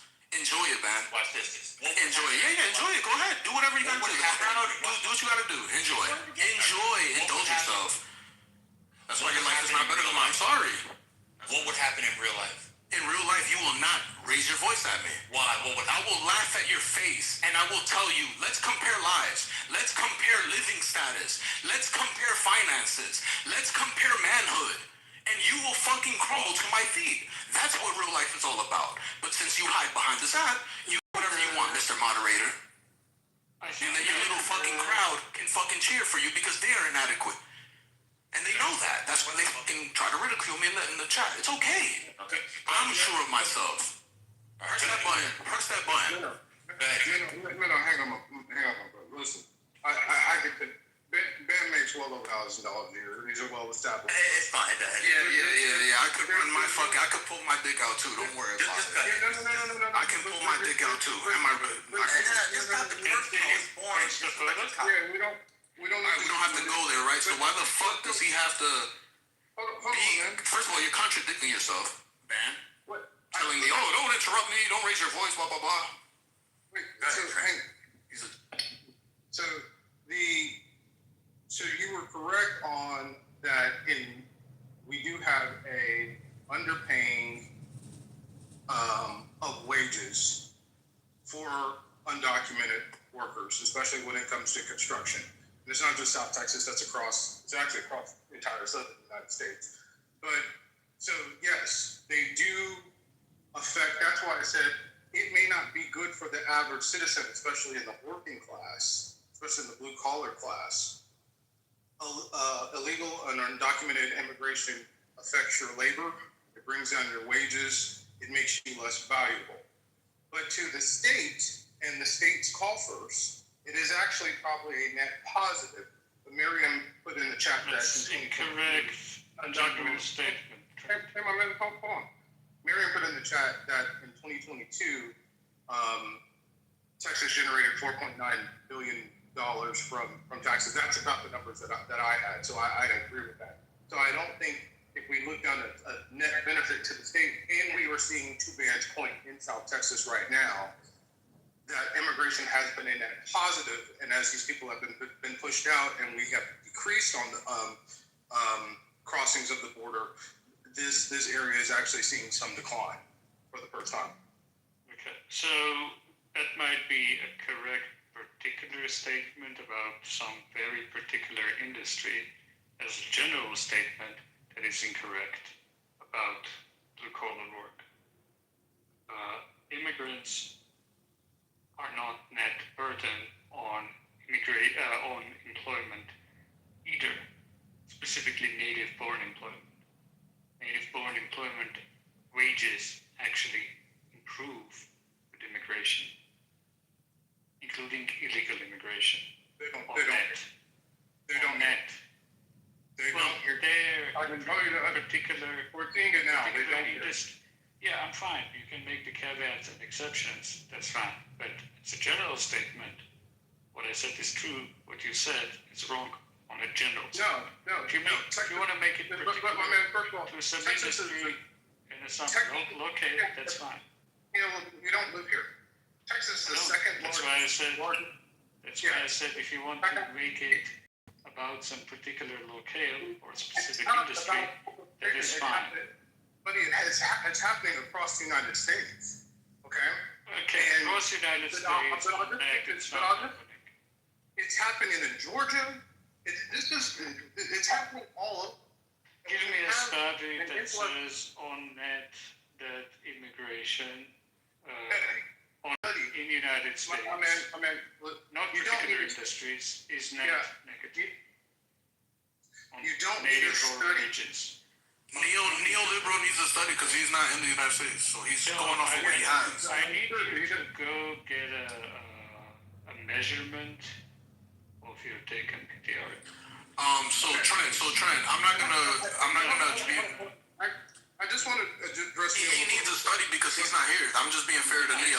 I need it from Trent. Yes, I need that study from you. Yeah, no, but you don't. Yeah, but Trent, you understand? Like, don't even listen to his joke. Like, you understand? Like, he's not here, so you don't. Yeah. There are multiple industries right now, especially in agriculture and in construction, which are paying higher wages, much higher wages than trade. I don't care about narratives. Study. It's not a narrative. It is. It's literally. Neo only thinks in studies. You have to speak to him on studies. Yes, that's even if they're false. Only. Look, we can. You don't need a study to know. He only regurgitates studies. That's the problem. Correct. Yeah, you don't need a study to know that if there is more labor, right, and you have to ban, you have relatively the same amount of demand. But if there is more labor, it brings down the wage. What is happening down here in South Texas isn't necessarily that there's a worker shortage. It's just that that you now have to pay more for these workers. And there are some people here that are happy because now as a painter, they can make $15, $16, $17 an hour. Now as a carpenter, they can demand $22, $23, $24 an hour. Where these jobs previously were around 13 to 15, right? And so what's happened is it's raised the wages. And that's why I'm saying for the average person, for the average American, especially in the blue collar workforce, and this goes into factories and automotive factories in Georgia and Tennessee and other places, when you have less labor available, it raises the wage of that labor, and it is probably for you a net positive as an American, but not necessarily for your state. I'll end right. Again, studies show the opposite. Native born wages actually increase with immigration net nationally. I agree, Trent, that there might be specific industries, specific locales, and specific sectors that don't see that relationship. But again, this is why Trump policies have created a native-born workers' wage decreases or growth decreases, and in some places actual decreases rather than the opposite. So what happened during the last administration when New York got, you know what happened in New York, right? Or you want me to tell you that the person actually works there? That actually works there and actually sees the effects. But happened on with what? Wages, employment, what? You have to give the thing. So, work, wages, safety, overall living, like going outside and seeing it look like Beirut. When? In what years? 3 years. It looked like Beirut. Actually,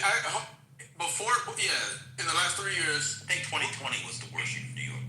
So I can speak on from, but if you just want to look at the last 4 years, the last 3 years, 4 years, it's been terrible. It looks crazy. These people are living in hotels paid by who? I don't fucking know, right? We don't know. This shit fucking appears. What does that have to do with the labor market? They're talking about labor markets. Yeah, so of course, like the Democrats want to, and the business owners want cheap labor, right? Cheap fucking labor. Well, I think Americans want cheap labor because they want cheap costs. That's why we import a lot of shit from China. Right. Yeah, the problem with that is, what you said? That's an American problem. It's not a Democrat. So if you had a country, right? If you had yo, bro, why you gotta yell? I mean, all right, you're passionate. I'm gonna just say that you're passionate. I'm gonna just say that you're passionate. It's not a problem. No, you're passionate. But wait, you're saying Republicans don't like Walmart? Oh yeah, we love Walmart. Oh, you're a Republican. I thought you were just a Trump guy. No, but see, that's the problem. I'm not a fan of nobody. I'm a Republican because I resonate with what it means to have a conservative mind, be fiscally responsible, you know what I'm saying? Like, have borders because they exist for a reason. I got you. So what was the point? So the original point, to go back to where we are, because you guys moved it, was if you remove the illegals for the hospital stuff, right? I was basically making the claim they were paying for it because of their contributions to the economy. All the other stuff you guys were talking about had nothing to do with the conversation. So you were saying, oh, well, the money can go elsewhere. I'm saying if they're not here, the money that you think can go elsewhere won't be here. Where did the money in Minnesota, how did that pop up? The fraud that was occurring, where did that money come from? What? Where did the money, I'm giving an example, where did the money come from? Where did the money come from with the fraud? Where was that money originally pulled from? I'm answering. I think that was fraud that was perpetrated through COVID expenditures and maybe Medicaid and other social services. So that came from Who pays Medicaid? Man, I'm answering the question. Okay. Can you let me finish? If you cut me off one more time, I'm literally answering your question. You sound like a little bitch. Hey, you're a bitch. Faggot. Press that button. You're looking for an excuse. I'm giving it to you. Press Your it. mother's a faggot. Press it. Your fucking family, your whole generation, your bloodline, your future. You're a coward. Press that button. Take away from the conversation. Press that button. You know you can't fuck with me. This is not a conversation. Press the button, you fucking faggot. This isn't a conversation. Faggot. Press the button. Please. Listen to him. Who pays for Medicaid, Ben? Medicaid. I do. I can You answer. do? I can answer. All U.S. workers that get paychecks and payroll taxes, they pay for Medicaid. Okay. You and I, correct? I pay for Medicaid. Do you? I pay for Medicaid. Yeah. You know who else pays for Medicaid? Illegal immigrant. Correct. So what the fuck We was your been bullet, you fucked. dumbass? Man, you acting like you ass just... down. Go get some fucking mofongo, dummy. Mofongo your dumb ass somewhere else. Go ahead. You want to go next? He's so stupid. Oh, I wanted to hear him yell faggot again. Sorry. Oh, now you're getting excited by him calling people a faggot. That was crazy. Let's bring him back up. He wants you to say faggot again. Go ahead. Yeah. Do you think? Yes. Somebody bring him back up. I can't bring him back up. Invite him. I'm Why are you scared? Why you gotta bring me down when you respect me? I just put you down so I can get the mofongo joke out. That's why I brought you back up. Yeah, but listen, be a man. We don't do that. No. We don't do that. This is the training session. No, it ain't no training session. I can leave whenever I want. You guys won't have content.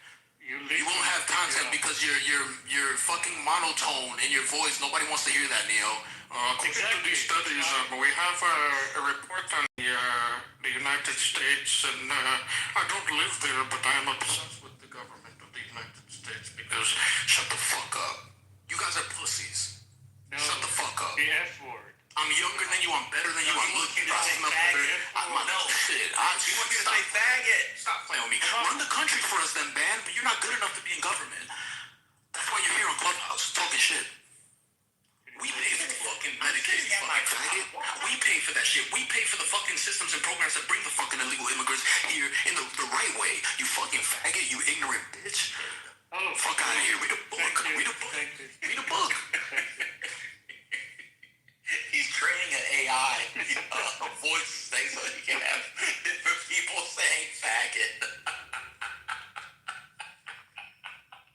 Oh, bring him back. We'll move him down. Well, it's his room. No, he got what he needed. We can move. Oh, he got it? Okay. He got I think he might need a couple more takes. What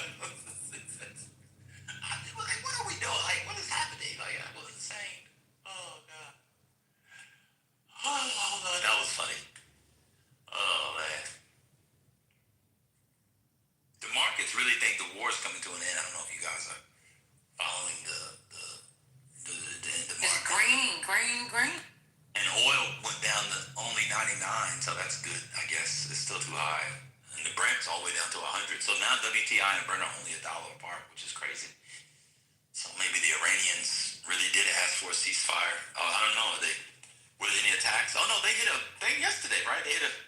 Excuse me. Never mind. Air defenses just activated in Dubai 3 minutes ago. I just saw this.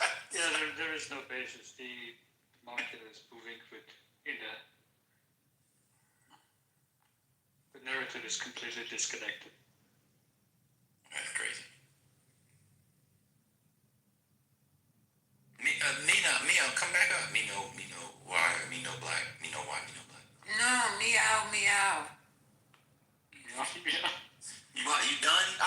He'll live these a couple more takes. He coming. Okay, now you guys can have a fully productive conversation without me. I'm just gonna be here.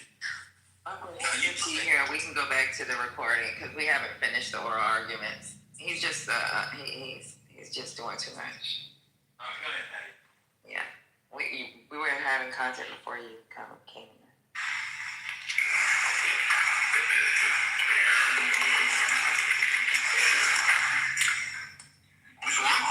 Mr. Chief Justice, and may it please the court, ask any American what our citizenship rule is, and they'll tell you. Everyone born here is a citizen alike. That rule was enshrined in the 14th Amendment to put it out of the reach of any government official to destroy. When the government tried to strip Mr. Wong Kim Ark's citizenship on largely the same grounds they raised today, this court said no. 30 years after ratification, this court held that the 14th Amendment embodies the English common law rule. Virtually everyone born on U.S. soil is subject to its jurisdiction and is a citizen. It excludes only those cloaked with the fiction of extraterritoriality because they are subject to another sovereign's jurisdiction, even when they're in the United States. A closed set of exceptions to an otherwise universal rule. My friend has now clearly said that the government is not asking you to overrule Wong Kim Ark. That is a fatal concession. Because Wong Kim Ark's controlling rule of decision precludes their parental domicile requirement. The dissent understood that, and the majority tells us 6 times in the opinion that domicile is irrelevant under common law. Lynch versus Clark was already the dominant American case on citizenship, and it held that the U.S.-born daughter of temporary visitors from Ireland who took the baby back to Ireland with them, that daughter was a U.S. citizen. Authorities, including Lincoln's Attorney General and Kent's commentaries, embraced Lynch, and Kent specifically talked about temporary sojourners' children being U.S. citizens. Justice Field said in 1884 that reflected the general understanding. That understanding was confirmed by Congress with its 1940 Act. The 14th Amendment's fixed, bright-line rule has contributed to the growth and thriving of our nation. It comes from text and history. It is workable, and it prevents manipulation. The executive order fails on all those counts. Swaths of American laws would be rendered senseless. Thousands of American babies will immediately lose their citizenship. And if you credit the government's theory, the citizenship of millions of Americans, past, present, and future, could be called into question. All of this tells us the government's theory is wrong. I welcome the court's questions. There are 5 exceptions to citizenship that you do accept. Yes, depending on how many you count, Justice Thomas, how you count them. What is the underlying rule of law that you use to connect these 5 exceptions? Sure. So, as I just said, all of the exceptions involve situations where that U.S.-born child is not subject to the jurisdiction of the United States because that extraterritoriality, that fiction of extraterritoriality, the interaction of another sovereign between the United States' jurisdiction and that person applies to the child as well as to the parent.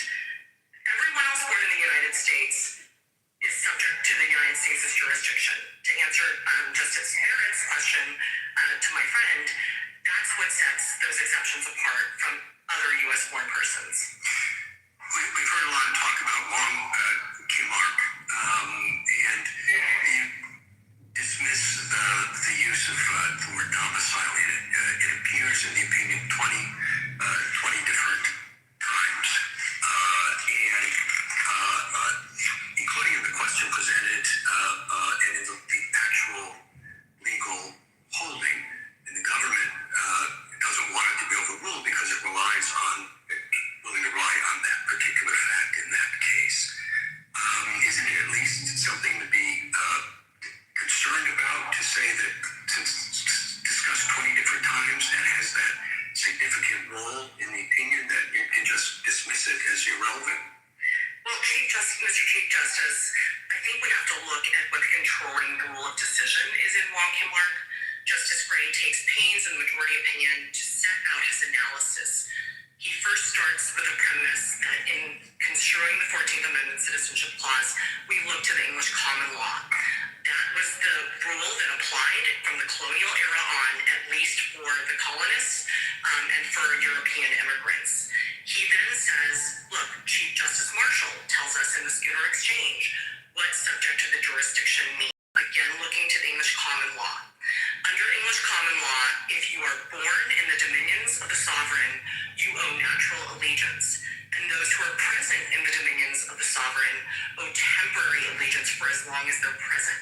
The only exceptions, again, in common law were ambassadors, people born on foreign ships, and people who were born during periods of foreign occupation.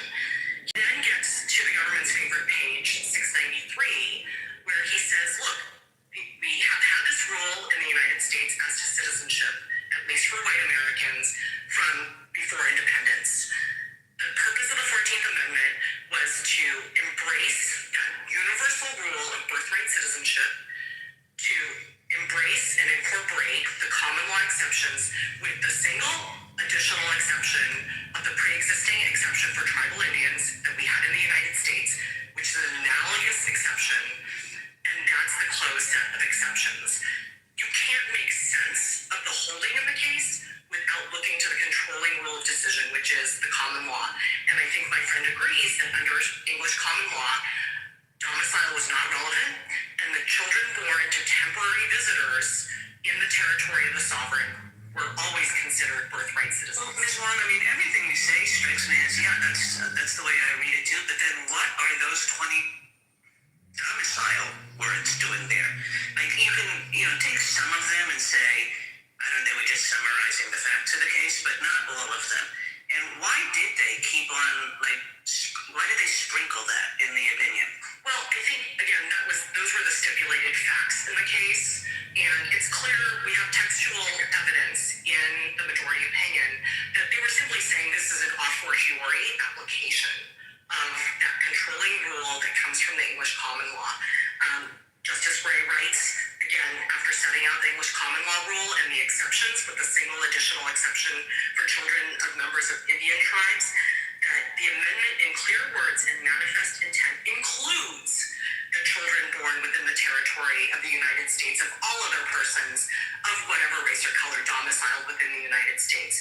And as was pointed out earlier, the very next part of that same paragraph, he cites to Webster talking about Thrasher's case, and he says, people who are born in this country owe allegiance independently of a residence within, foreign nationals owe allegiance independently of a residence with intention to continue such residence, independently of any domiciliation, and independently of taking any oath of allegiance, which is totally contrary to both the government's theory of dual allegiance or partial allegiance and to the theory of domiciliation.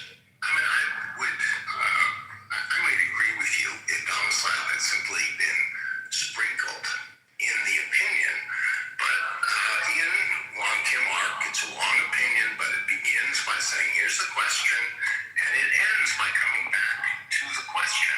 And it says, here's the question stated at the beginning of the opinion, namely, whether a child born in the United States of parents of Chinese descent who at the time of his birth are subjects of the Emperor of China, but had a permanent domicile and residence in the United States and are there carrying on business, and he states the diplomatic exception, and he says, for the reasons above stated, this court is of the opinion that the question must be answered in the affirmative. So why put this is the whole thing of the case. Why put domicile in there? It's just something, it's something irrelevant that he wanted to throw in. It's the United States, a person who once resided at a particular address in San Francisco, who attempted to enter the country at the port of San Francisco. Why put it in if it's irrelevant? Well, I'll give you two responses. The first is that, again, it was a stipulated fact. The second is that regardless regardless of what the judgment in the case was, which again was an a fortiori application of the rule of decision, the rule of decision has binding precedential effect. Even if you think that Wong Kim Ark decided the case based on the stipulated facts, you have to follow that controlling rule of decision. And if you follow that rule, you get to the same result for people without domicile.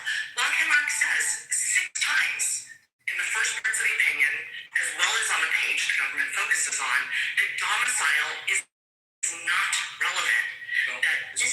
On your hat, what do we do with the fact Kim Ark? Let me put on pause real quick. I got a question, right? So they keep talking about this domicile thing. I ain't read Wong Kim Ark. I only read like little paper. So what? When they keep talking about this domicile thing, even though they weren't citizens, they were still living in the U.S., right? Yeah, San Francisco. So they'd still be subject to U.S. law, right? Yes. Yeah. They'd still be somewhat, quote unquote, some type of domiciled residence, whether they were. So I'm kind of confused where they're going with this domicile thing, because still the Constitution says we're subject to jurisdiction. Yeah, they're not trying to overrule Wong Kim. They are saying that Wong Kim has been decided with taking the parents' domicile in account, right?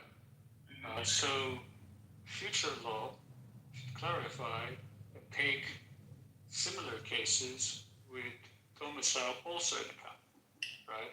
So adding on domicile through, like reading domicile into the Wong Kim decision, that Wong Kim was decided not because the mere jurisdiction thereof, but mere jurisdiction thereof plus domicile, right? So they're trying to convince the court that domicile is part of the Wong Kim decision.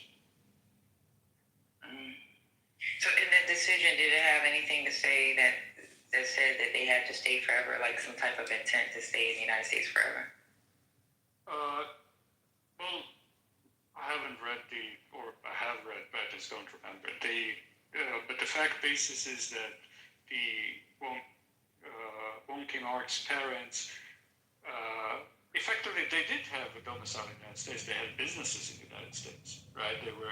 They clearly had, at the time, although they went back later to China, at the time, they had businesses. They clearly, the fact basis is that they did intend to stay in the United States. Right, so the business would establish some type of residence, right? I don't know, actually. Not the business even of itself, but I think it contributes to the argument for their domicility. Yes. That's how I understand it. So if you have a business, doesn't mean it, but if you say you have a domicile and you own a business, it contributes to the argument or to your claim. That's how I understand it. And that's why she keeps bringing up the common law, like the just so late thing. Yeah. Okay. All right. Anybody else have any questions? I just wanted to clarify certain things. Yeah, it's again, I'm gonna have to go read it. I got stuff to do today, but again, neoliberal, maybe you can, it's dicta in the opinion, right? It's not a holding. Well, that's the contention. So because if we're relying on the common law, when it comes to common law, it's the king's protection, right? No, I'm just saying in the opinion, in the majority opinion in that particular case, how essential is it? Is it dicta or? I just don't remember. But that's the contention. I don't have time. I don't have time to. What do you mean dicta? I'll look it up. Well, is it? Well, you have to. I have to read it. Yeah, I have to read it. Dicta is the idea that it's a part of the persuasion and the reasoning, but it's not binding. So that they used it to come to their opinion, but it's not binding in the opinion. So you have dicta and you have holding. I just don't have time to go back and read. I don't have time. I can't do it this week. Well, even if you read it, it's not gonna I'll see what the preponderance of the argument is. I just can't. I mean, I never took it as part of the I understood it as they're working through the particulars of his case. Because he was suing for remedy. He wanted to come back in the United States and claim he was a citizen. That's how I took it. And because his parents could not be naturalized, given laws against Chinese in particular in the period, they used the family's domicility when he was born, some 20, 21 years, 22 hours old he was years earlier, to argue in his case. But then the ruling went on to say more. It's not a narrow ruling. But his parents would have still been subjected to U.S. law. Yes, and they were subjects to the Emperor of China. Yeah, but we also can look at other law, including Supreme Court rulings, right, to understand that, okay, maybe even if there is an argument that you can read domicility into Wong Kim Ark, there are other laws there that you can't read domicility into. And there's Supreme Court ruling, and there's also statutes. Yep. In the 1940 statute, they don't mention it. In fact, they just repeat the 14th Amendment time and again. I was actually surprised. This is going to be a little technical. I apologize. But if you read Wong Kim Ark, that case is they argue that the 14th Amendment is declaratory. That's what's so bizarre about some of the government's arguments. They were not establishing something new. The 14th is I'm sorry. Wong Kim Ark argues that the 14th Amendment itself is declaratory. It is not the establishment of something new, but rather it is clarifying something that was already operative. That's what declaratory statute is, or declaratory amendment, or declaratory law, whatever you want to call it, or declaratory judgment, right? I don't. They weren't establishing anything new, and they certainly weren't establishing domicility. I don't know, but they don't mention it anywhere else, Patty. If you go to the 1940 law, where it says what the classes of citizen is and naturalization is, they don't mention. They literally say, and subject to the jurisdiction thereof. And I'm going to be honest with you, this is, from the stuff I've read, a lot of conservative jurisprudence, voodoo doctrine. Not voodoo doctrine, witchcraft, voodoo. Because there was no confusion on what that term meant prior to this, anti-14th Amendment movement in the 70s and 80s picking up steam. There was no confusion. I went back and read the Congressional Globe from the 1866, 1867. Anybody find online? I went back and read some of the congressional record around the 1940 law and a teeny bit. They never mentioned, because I went back and searched for it with this one. They never talked about domicility like that. And they had no confusion on what subject to the jurisdiction thereof means either. I found 4 Supreme Court cases that are against reading domicility. Do not discuss domicility whatsoever. Yeah, it's not a thing. It's not a thing. And again, it runs afoul of the argument on the formerly enslaved, which Amy Coney Barrett, who had the by far. He does most of the time. I'm gonna be honest with you. Yeah. She well, Kagan's are very good too. And it's interestingly enough, they're the law professors, but shout out to the professorial class who knows what they're talking about. But well, it's true. But like she made it today. She said you can't make this argument around domicility and allegiance vis-a-vis the enslaved. Doesn't make any sense.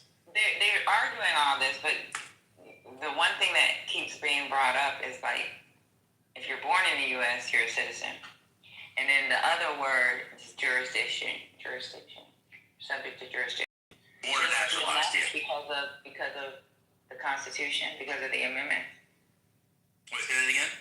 So, if you're born in the U.S., that's where citizenship applies, right? And then another thing, subject to jurisdiction. So if you're subject to U.S. law, you're born in the U.S., I don't understand where I'm confused is this domicile thing. They're arguing that if people aren't, I think the claim, I think Solicitor General Sauer is trying to argue that when it was written, and he's trying to argue this as well using the Wong Kim Ark case, that if you were not domiciled, which is to say legally here and a resident, so So that requires, I think, two things. There's sort of two parts of that test. You have to be here legally, and it has to be a permanence of some degree, a sort of indefinite permanence, he's arguing. If you don't fit that test, the 14th Amendment does not apply to you. Which is insane. Change the rules for diplomats then? Because the difference with the diplomats, and you're talking about people that are born to a legal citizens, is the diplomat. No, they have a special carve-out in law. They already have a special carve-out. Right, but they're not subject to U.S. law because they have that immunity. Right, so their kids aren't citizens. Well, and that's also strange, because I looked it up the other day because it came up, and so I read a little bit about it. So-called blue list diplomats, their kids don't, but white list ones do, or vice versa. I can't remember the list. So certain diplomats' kids actually do get it. It's a total mess, and the only way it can be fixed is with Congress to fix it, and Congress is totally dysfunctional. Well, let me back up. It's actually not a mess. They made a mess of it because they want to change it without going through the necessary political channels. There's two ways to change it. You have Congress pass a law and then have that law pass constitutional muster. That's very, very difficult to do. The first part is extremely difficult. The second part will be difficult, but they have sympathies on the court, 6-3. That's fine. The second part is just change the Constitution. They don't even talk about that. They can change it. But instead, they want to do an executive order. If there's one person who and the framers of the 14th Amendment, by the way, when they wrote this, Andrew Johnson was fucking president. Just keep that in mind in your backdrop. If there's one person or one office holder who they did not want to be able to determine who was not a citizen, it was the president. Huh? It's a mess. But they're gonna home in on this domicility thing, and it's gonna get them a vote or two. I still think it could be 7-2 or 8-1 or 9-0, but they might get a vote or two on this domicility thing. But I don't even think the domicility thing matters, because the Congress has clarified it time and again by simply repeating the 14th Amendment after Wong Kim Ark. I know I'm repeating myself, say it over and over again, but there's no confusion. The problem with this administration is, much as they like American history, they just don't like what other Congresses and Supreme Courts have done. They should just say that. Otherwise, I'm speaking. You know, they really don't have to change the law, because I told y'all my dad was an FSO. So when you're, like, if you're a blue list, supposedly in the U.S., they're still subject to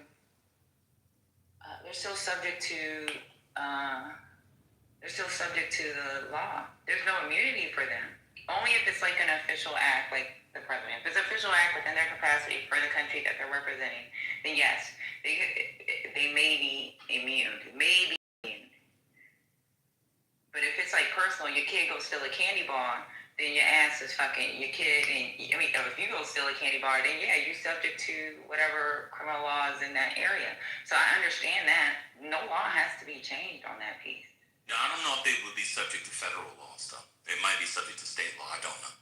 So if you steal a candy bar, there might be a repercussion.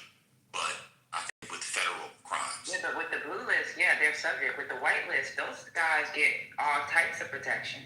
100%. Yeah, right. So that's one of my dad's best friends. This motherfucker's gonna go murder somebody. They just gonna send him back to his goddamn country. Yeah. Well, I may be exaggerating. If it's federal, yeah, I think so. If it's state, maybe not. But yeah, I agree. I don't know how it works with states.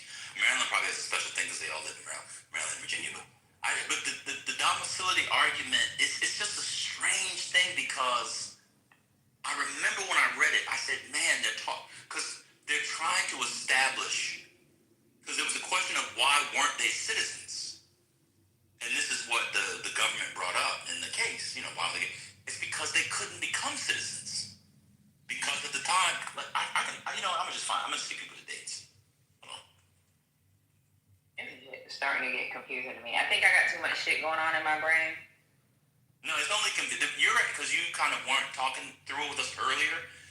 The theory, the legal theories that they're proposing, and the general logic that they're offering is so bad that it takes you a good hour of working through it. It took me and Neoliberal like an hour of talking about it out loud for it to get clarity.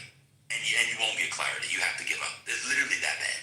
Yeah, I'm giving the best possible version of their argument that they are not really making the general was making a real mess trying to differentiate between domicile allegiance and immigration status. It was insane. And I threw out allegiance because with allegiance it just doesn't gel together whatsoever. Yeah, so his parents first came. They first came and opened up a business in the early 1870s, and he was born around that time. I think he was born shortly thereafter, and the Chinese Exclusion Act was 1882, I believe, was 1882. So they were here, and then I think they left. Right, I think they left. Ah!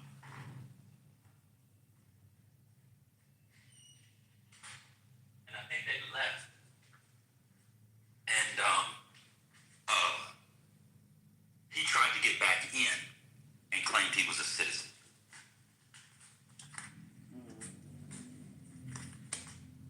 The only reason I'm asking all these questions because this is kind of like is worrisome. Not for me at this time, but at one time my dad wasn't on my birth certificate, and then my mom was here going to school in the U.S.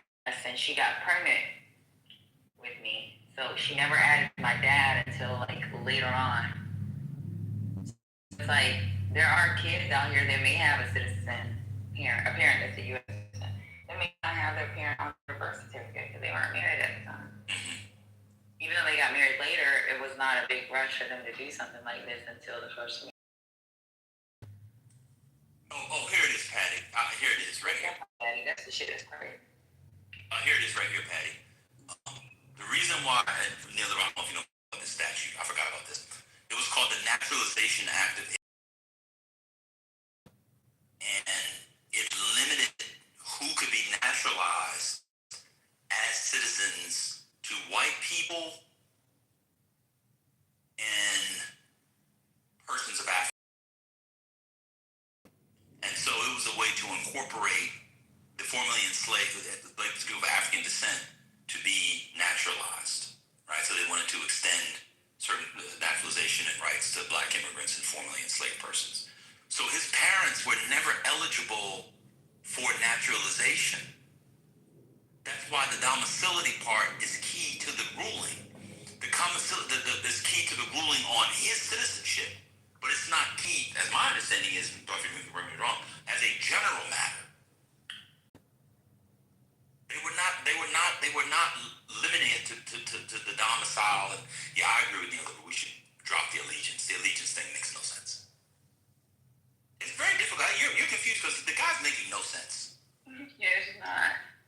And then I'm trying to listen to the lady and I understand what she's saying when she's trying to say like how they're narrowing citizenship.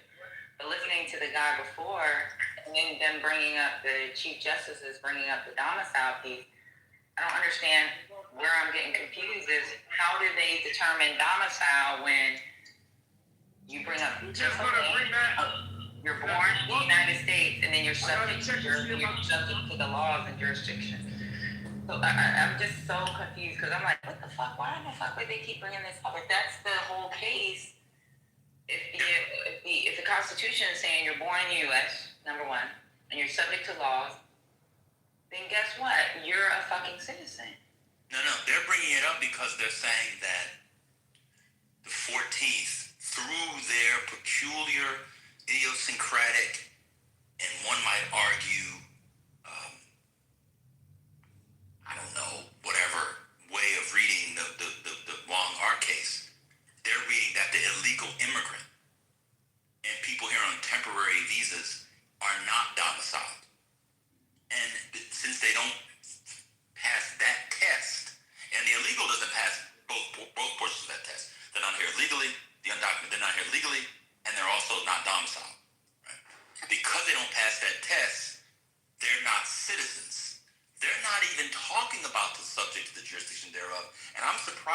how little that was brought up to the Solicitor General. That was kind of bizarre. So the way the federal government's thinking about jurisdiction, and I'm looking at the brief right now. They filed to the Supreme Court the merits brief. I'm just going to read it. Political jurisdiction is what they're referring to. It is a reciprocal relationship in which an individual owes allegiance to and receives protection from a sovereign. They quote Wong King Ark right there. And this court has long interpreted the citizenship clause's jurisdictional requirement to mean that a person must be completely subject to the United States political jurisdiction, not subject to it merely in some respect or degree. And there's nothing as important sentence right here. A person thus acquires citizenship by birth under the clause only if, under background principles of American law as understood at the time of the 14th Amendment's ratification, he also owes primary allegiance to the country and has a complete claim to its protection. That understanding of jurisdiction is supported by pre-ratification evidence showing that primary allegiance was widely understood to be a prerequisite for birthright citizenship. Is confirmed by ratification-era evidence tying citizenship to primary allegiance and is consistent with contemporaneous cases identifying the categories of individuals who become citizens by birth.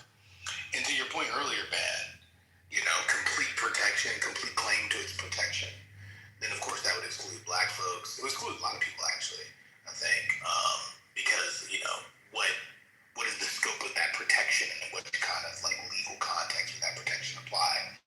So it seems like, I don't know what this political jurisdiction thing is. I haven't seen it before, at least in my years of practicing, but I've never seen such a thing called political jurisdiction. Yeah. You know what's so fucked up about this whole situation? So during the first administration, there was talks about birthright citizenship. Nothing went forward. My parents they went to court so that they can get my dad on my birth certificate. Number one, because I was in the military. Sam was. I was in the military, and there were certain things that my parents were kind of worried about. My dad was more worried about because of his previous position as an FSO, in other countries. So it's we gotta make sure your birth certificate looks good. But then I'm gonna tell y'all, 6 months ago, when I requested a copy of my birth certificate, my dad still wasn't on it. And we still had to send, I had to call my dad to get the legal paperwork so that we can send it to the state so that they can update it. Because they were saying that whatever information I sent just to get it expedited didn't match. And they sent me a letter saying it didn't match. So there are people, I don't know why it takes so long for the fucking courts to fucking update certain things, but what happens to the people because I was trying to get a real ID, that's why I went and got that done. What happens to the people, say for example, they decide that this is what it is and we're gonna go with this and this is not the rule anymore. What happens to the people that didn't have their shit updated because the state of New York did not update my shit. So I would still have been considered an anchor baby. I don't think so, because your dad was a citizen. Yeah, but we didn't get it updated until the first administration. So let's say I didn't get it updated at all. I mean, you might have got lost in the thing. They would argue that that's the states just being whatever. But that came up in the case today. You might have missed it. You might have been away. Justice Jackson asked, this is going to be a mess. How do you determine this stuff? It's a mess. Right. And it will take a parent, like my dad, to say, hey, this is my kid. And I'm declaring this as my child. And then pay for a court date just to get that updated. Yeah. And they had to pay for a lawyer. Everybody doesn't have the money to pay for a lawyer to get certain things updated for their kid. Yeah. They're not really interested in that. Julian, can you come up? You said you disagreed with something I wrote about the 1870 Act. What do you disagree with? Can you say, or are you at work and you can't speak? Separately, it's kind of only now dawning on me what you've few times about slavery. Yes. If this ruling, like let's say, it's not going to happen, but if this ruling is, sorry, if the government's position is upheld, that means the United States for a long time, the citizenship for black people for slavery, however the correct framing is, they were non-citizens. Correct. That's correct. Right? That's exactly what they argued today. Yeah. And I'm listening to Ban talk about this shit, and it's really fucking with my head, because I'm like, God damn, because it's not fucking with me no more, because I got it updated. But what if I never went to go get that real ID? Because I got a passport. I only went to get the real ID just because this is a thing, right? So exactly, Patty. That's exactly right. So Neo, Goatnally, Van said that 17 times already. And you're saying you just now dawning on you. Well, yeah, he's getting the gravity of what I'm saying. It took a while. The logic. It's like most women, they come around eventually. But that's exactly the point. I don't think people realize that. That means that Odie, based off what we heard today, Odie is more of a citizen than I or BT would be. Let me tell you why. Big fact. Because let me tell you why. Because Odie, based off what the Trump administration argued today, was naturalized under the 1870 Act. So he's protected by 1870. That had the Naturalization Act of 1870. Let me read you what it says, since Julian says he agrees. I have the statute. I don't know why niggas come on here and think I'm just talking out of my ass. I actually read. Let me tell you what it says. This is what it says. That it'll be further enacted that the naturalization laws are. Why don't you listen first before you say this a stretch? That the naturalization laws are hereby extended to aliens of African nativity and to persons of African descent. I'll say it again. The naturalization laws are hereby extended to aliens of African nativity and to persons of African descent. This is an amendment, or an extension as they call it here, to the first federal law, that is the Naturalization Act of 1790, which extended it to free white persons. So you can be naturalized as a free white person under this law. Under the 1790 law. This law, some 80 years later, extended it to, quote, aliens of African nativity. That's all where aliens of African, he's an alien, he's of African nativity and persons of African descent. That is naturalization. My citizenship, I was not naturalized. Omar was not naturalized. BT was not naturalized. Our citizenship comes from being born here as descendants of enslaved persons. But based off of what the government argued today, my ancestors, BT's ancestors, and Omar's ancestors might have been here illegally and therefore weren't legally domiciled and therefore weren't protected under the 14th Amendment. Why do y'all black Americans need to go back? That's what I'm saying. So people say, I don't know. They're not going to retroactively take people's. I'm not saying that's what it is. I'm just saying that the theory of the case today, if it were to hold, is that many black Americans and their kids and their parents were wrongfully granted slavery. Granted citizenship. I mean, your citizenship. Hold on. You're saying cat. I want people to come up and tell me where it's cat. I listened to the thing for 3 hours today. This is exactly what Justice Colby Barrett said. Longer than 3 hours. We got it since 10 o'clock, man. Hold on, Patty. I want Julian to come up and tell me where I'm wrong. That's exactly what ACB said today.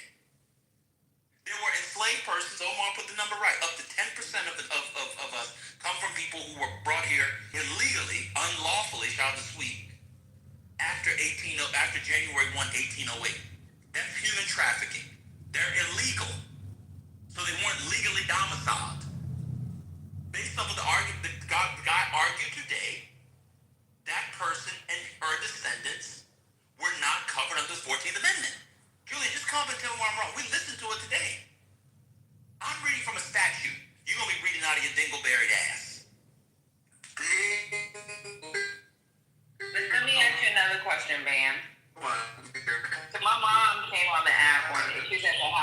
she was on the phone with me, and I had her. The lady was in the room that day, and she said, "Yeah, I'm going to apply for my citizenship." My mom has permanent residency. So how would that affect her when she has kids? She has me now. She has my sister. She has my dad. I'll tell you, it means that if your dad were like your mom, say your dad wasn't Black American and your dad was like your mom and also legal permanent resident, based off what they argued today, your citizenship would be more secure than mine. That's actually what that meant. That's what that meant. If you think about it and take it to a second, they actually were arguing today that Wong King Art's citizenship, the Trump administration, is more secure and more assured by the 14th Amendment than many Black Americans who derived from chattel slavery. That's what they were arguing today. But how does that affect my mom, though? I got another. It doesn't. She's fine. It doesn't. So they did expedite it because of FSO and because of his prior military service. So they did expedite it, but her citizenship hasn't been granted yet. She hasn't been able to take her test. She does her interviews, but she hasn't been able to take her test yet. So how does that? I'm just trying to ask questions, and this is very important to me. I don't want my mom. She'll be fine. Well, you're good. It should be more important to us. They trying to get their ass. Y'all, they're gonna lose anyway. They're gonna lose anyway. But people, maybe when we're done, we can rewind it. People should go back and listen to what Amy Coney Barrett said. If you're relying, oh, by the way, that's when they were talking about allegiance. You're telling me an enslaved person in 1820, his allegiance was to the United States? That doesn't make any sense. That's what they argued today. That his allegiance, huh? By the way, well, I'll leave it there. That makes no sense. We'll have Julian come up and tell me where the cap is. I'm reading the law. We'll have Julian come up and tell us what I'm wrong. I'll read it again. This is 1870. It was passed July 14th, 1870. I'm reading what am I reading? This is the 41st Congress. This is their, the congressional record of 1870. Y'all like to dilly-dally. I'm sitting in my office now. I can look. In fact, I can put my glasses on. That the naturalization laws are hereby extended to aliens. Aliens is not the enslaved. Aliens of African nativity. Nativity means birth. And to persons of African descent. That's the naturalization laws. Me, BT, Omar, Julian, we don't have citizenship from naturalization. We have it from birthright. This doesn't pertain to us. We weren't naturalized. Our ancestors weren't naturalized. They were enslaved. And they were considered property at one time. Ish. That's a little complicated. Yes, but they also had.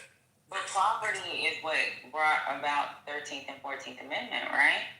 They were property, but not in the. That doesn't have any much bearing.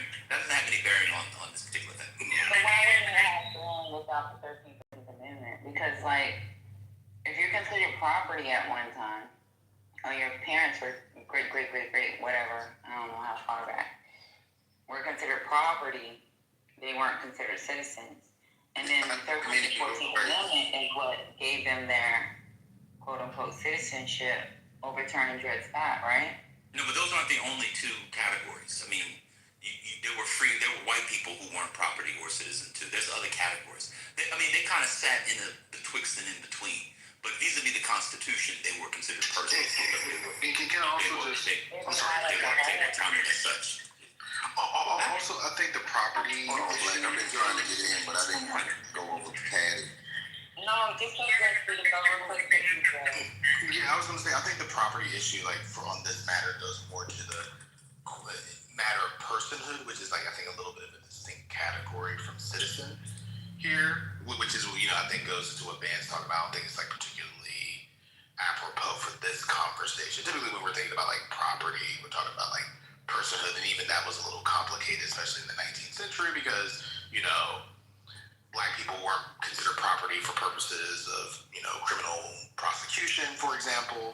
So, it just, the context varied, but I don't think it's necessarily relevant for this, Black people being property for the purposes of for the question of citizenship.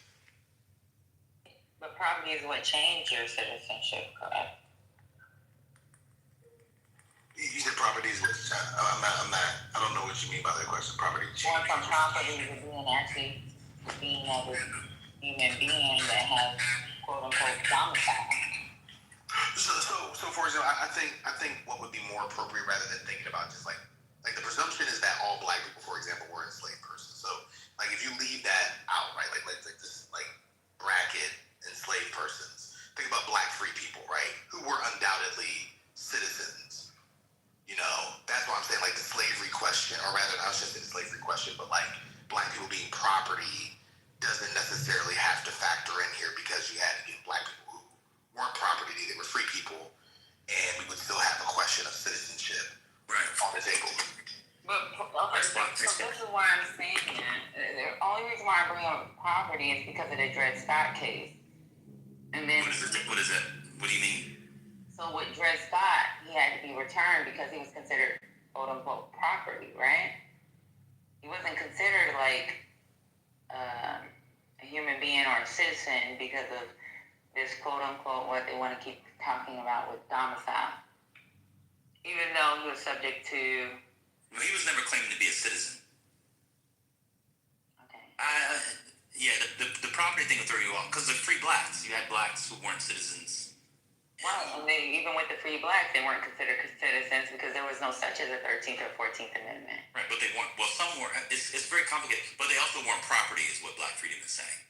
Okay. Does that make sense? You know what I'm saying? That makes a lot more sense. Yeah.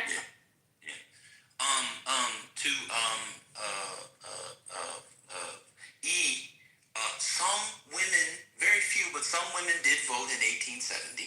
I don't know why people make these absolutist statements when you can just go and look. It's very. It's just yeah. There may have been one or two black women who voted. Yeah, maybe one or two. Who was the other one?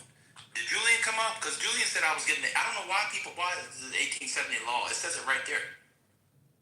I don't want nobody to think I'm stupid. I'm asking these questions because these are the questions that are coming in my brain. I have screenshots.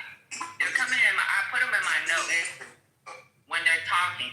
This has got nothing to do with me being a stupid ass female. It's me not understanding the conversation that's going on between the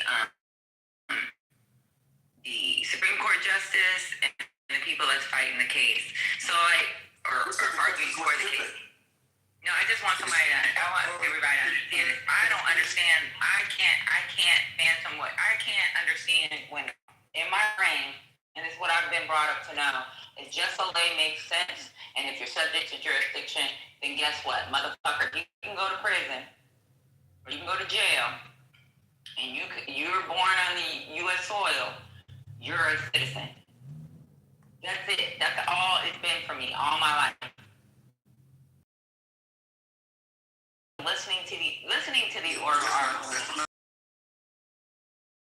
why just Soleil or common law, what they're freaking pulling from, what would have been the original, how they started writing the Constitution based off of their quote unquote forefathers in Europe. I'm confused because now it's like, what the fuck is going on? Because I listened to a little bit of what happened prior to, and then I'm listening to what this female is saying. And now I'm confused because it's like, where does common law make sense? When the Constitution clearly states just Soleil makes sense, and subject to jurisdiction makes sense. And then people bringing up the blue and white, and then I know what blue and white looks like because my dad would have considered blue because he's not white. He's not that dude that was he was on the financial track. I think you're making all our IQs go down because we had it and now I'm lost. No, what I'm trying to understand is what the argument is, because if two things should be the final. This is why is Negroes. BT, shut the fuck up and go find out what reparations look like. Trying to get y'all immigrants are good. They're trying to make y'all immigrants. I was born in the United States. Get us back to Africa. I was born in the United States. That's what. Shut the fuck up, bro, before I kick your ass out. Well, I have a question. into, if y'all don't mind. Cause it was something that y'all was talking about the domicility part, but he would, when asked about Native Americans or indigenous people, did you notice he got stuck? And he had to. He shouldn't have got stuck because He got stuck. domicility came about back in the, what was it, 1800s? Before they walk. The thing is, domicility would have been because they're considered a separate nation. So like, it's like saying, oh, I'm from Ireland and I'm claiming I'm a U.S. resident. Now they overturned that because obviously the United States is the whole mass of land now. But at one time, if you were from fucking, let's pretend it's like Wisconsin and you're not part of the 13 original colonies. That, am I right or wrong? So somebody can fix this. From my understanding of history, when it comes to the Indians that were considered a separate nation, they're not the United States. Well, I mean, it's a mess because there's many federal laws. It's a mess. It's a mess. So if a native lives on a reservation, born on a reservation in what is now Oklahoma, committed a federal crime, he was absolutely charged with, unless I'm wrong, don't correct me if I'm wrong, I think he was absolutely charged with the federal crime. Was he not 100%? How could he be charged with a federal crime if he lived in Wisconsin and that wasn't part of the 13 original colonies? Huh? I said in 1880. In 1880.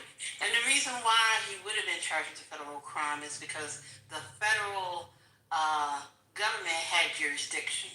So they had jurisdiction over a sovereign nation? Yeah, that's why it's complicated, because they weren't citizens that they were born in that sovereign nation. Right, and so if I'm born in a sovereign nation, just because I'm in the middle of your goddamn country, I am a separate nation. No. Patty, this is, no, you guys are, y'all black. Y'all forgot how white supremacy works? When they want to take something away from the non-white, they take it away. When they don't want to have something to have, they keep it from them. When they want to punish them, they punish them. It was an unequal treatment of the law. You could be treated as a citizen for punishment while not being a citizen. It's really that simple. Yeah, that's correct. That is correct. And that, it's 1880. Like, what's going on? Right. And if they were serious about it, and when you think about those treaties that they broke, all those treaties that they had between these nations, they broke them. So to 468 treaties. Yeah. Literally. We get a little off. We need to be. I'm just you in the Matrix. But I'm wondering, does that, when he said, I don't know, I have to see. I wonder if the Niggians, if they were choking on something. No, because they're not listening. Let's get back to the tape. You guys want to do Clubhouse. It was a finish the arguments first. It was a trap question from Gorsuch. Gorsuch always does this. Yes. To American law, every time he speaks, first he does the native land acknowledgement, and then he traps somebody into Native American law. The question, why was it a trap? Because Indian Citizenship Act was in 1924. And the legal theory that the government is building was before 1924, right? And if you tack on domicility to the theory, then and push it, right, narrow reading of jurisdiction that the government was arguing for, it becomes Native Americans become, in one reading, birthright citizens under Constitution at the time before 1924. But we had the mainlands too, neoliberal. So now you have to recognize that some of these nations, quote unquote nations, are within your boundaries. When it comes to the Indians. Well, right. Okay. The way I understand it, right, like the government is arguing that not everyone born on United States soil is automatically a citizen because domicility, etc., right? Historically, and this is before the whole theory is based on a pre-1924 law, right, and understanding.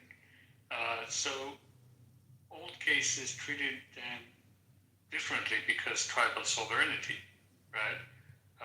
Tribes were separate political communities that the whole argument on domicility and allegiance does not work, right? So he's kind of arguing against himself there, and that's what Grotius was trying to answer, right? There is an inconsistency. Grotius dropped him. That's why he didn't answer. He gave some type of wait. He said, "Well, I have to think about it." That's what he said. Yeah, he did. Hey, man, can you hear me? Yeah, what's up? Two things. One, Matrix. Matrix. I think we should just go back and keep listening to the thing. You in the Matrix, BT. Write it down, BT, and then come back. We got to listen to it. At least some authorities took the view that the non-domiciliary question wasn't decided, remained open, and even continued to press the view that domicile is required. Now, I know you've got a lot of good stuff on your side, too. What do we do with the fact that many sound legal authorities fought remained of the question, even if one of them wasn't John Marshall Harlan?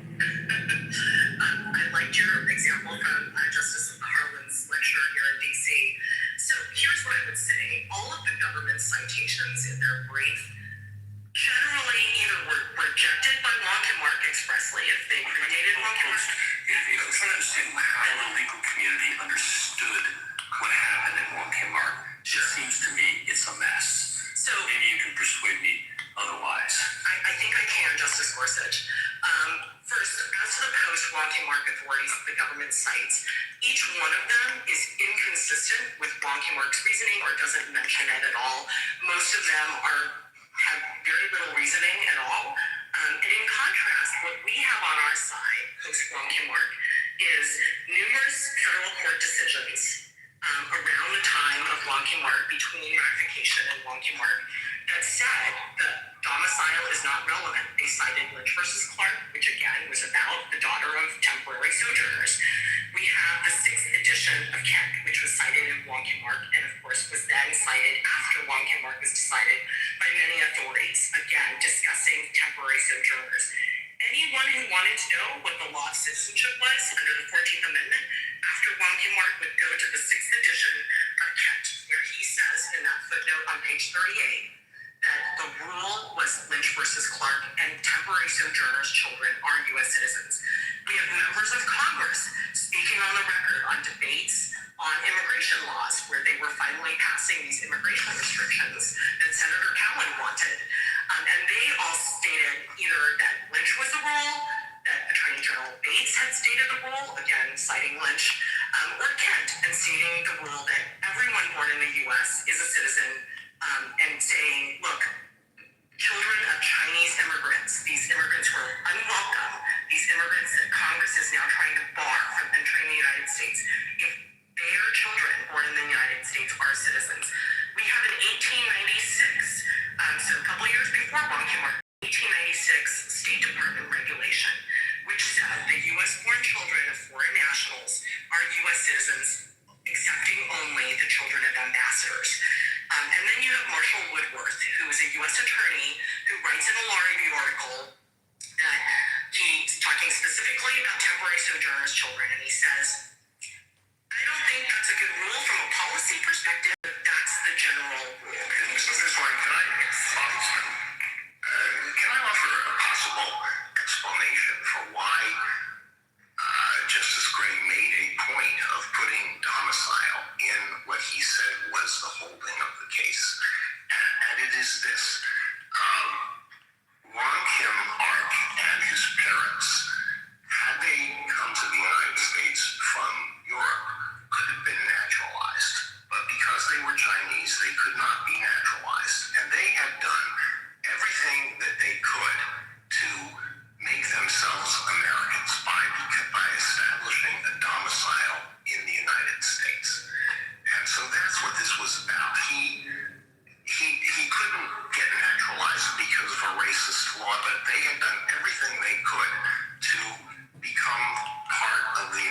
society.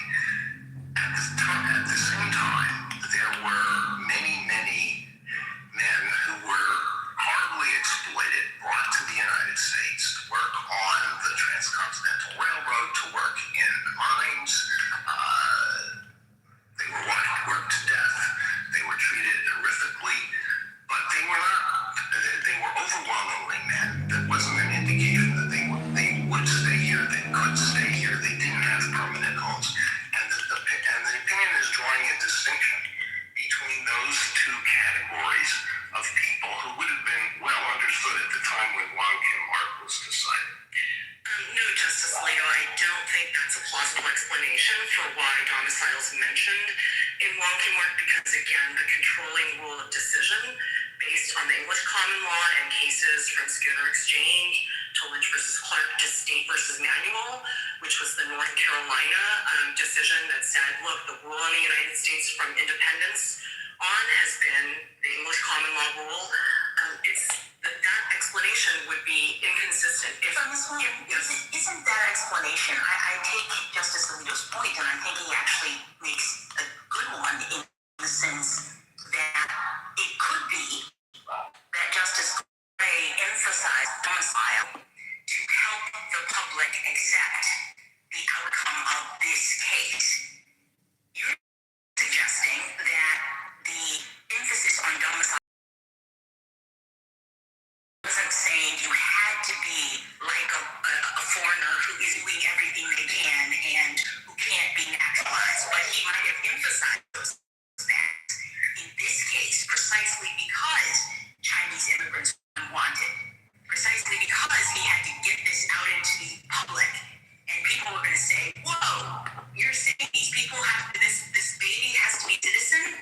And so one would imagine that it was important from a standpoint of helping people accept this citizen rule under these circumstances to emphasize that these particular people in this case were in Justice Alito's first category.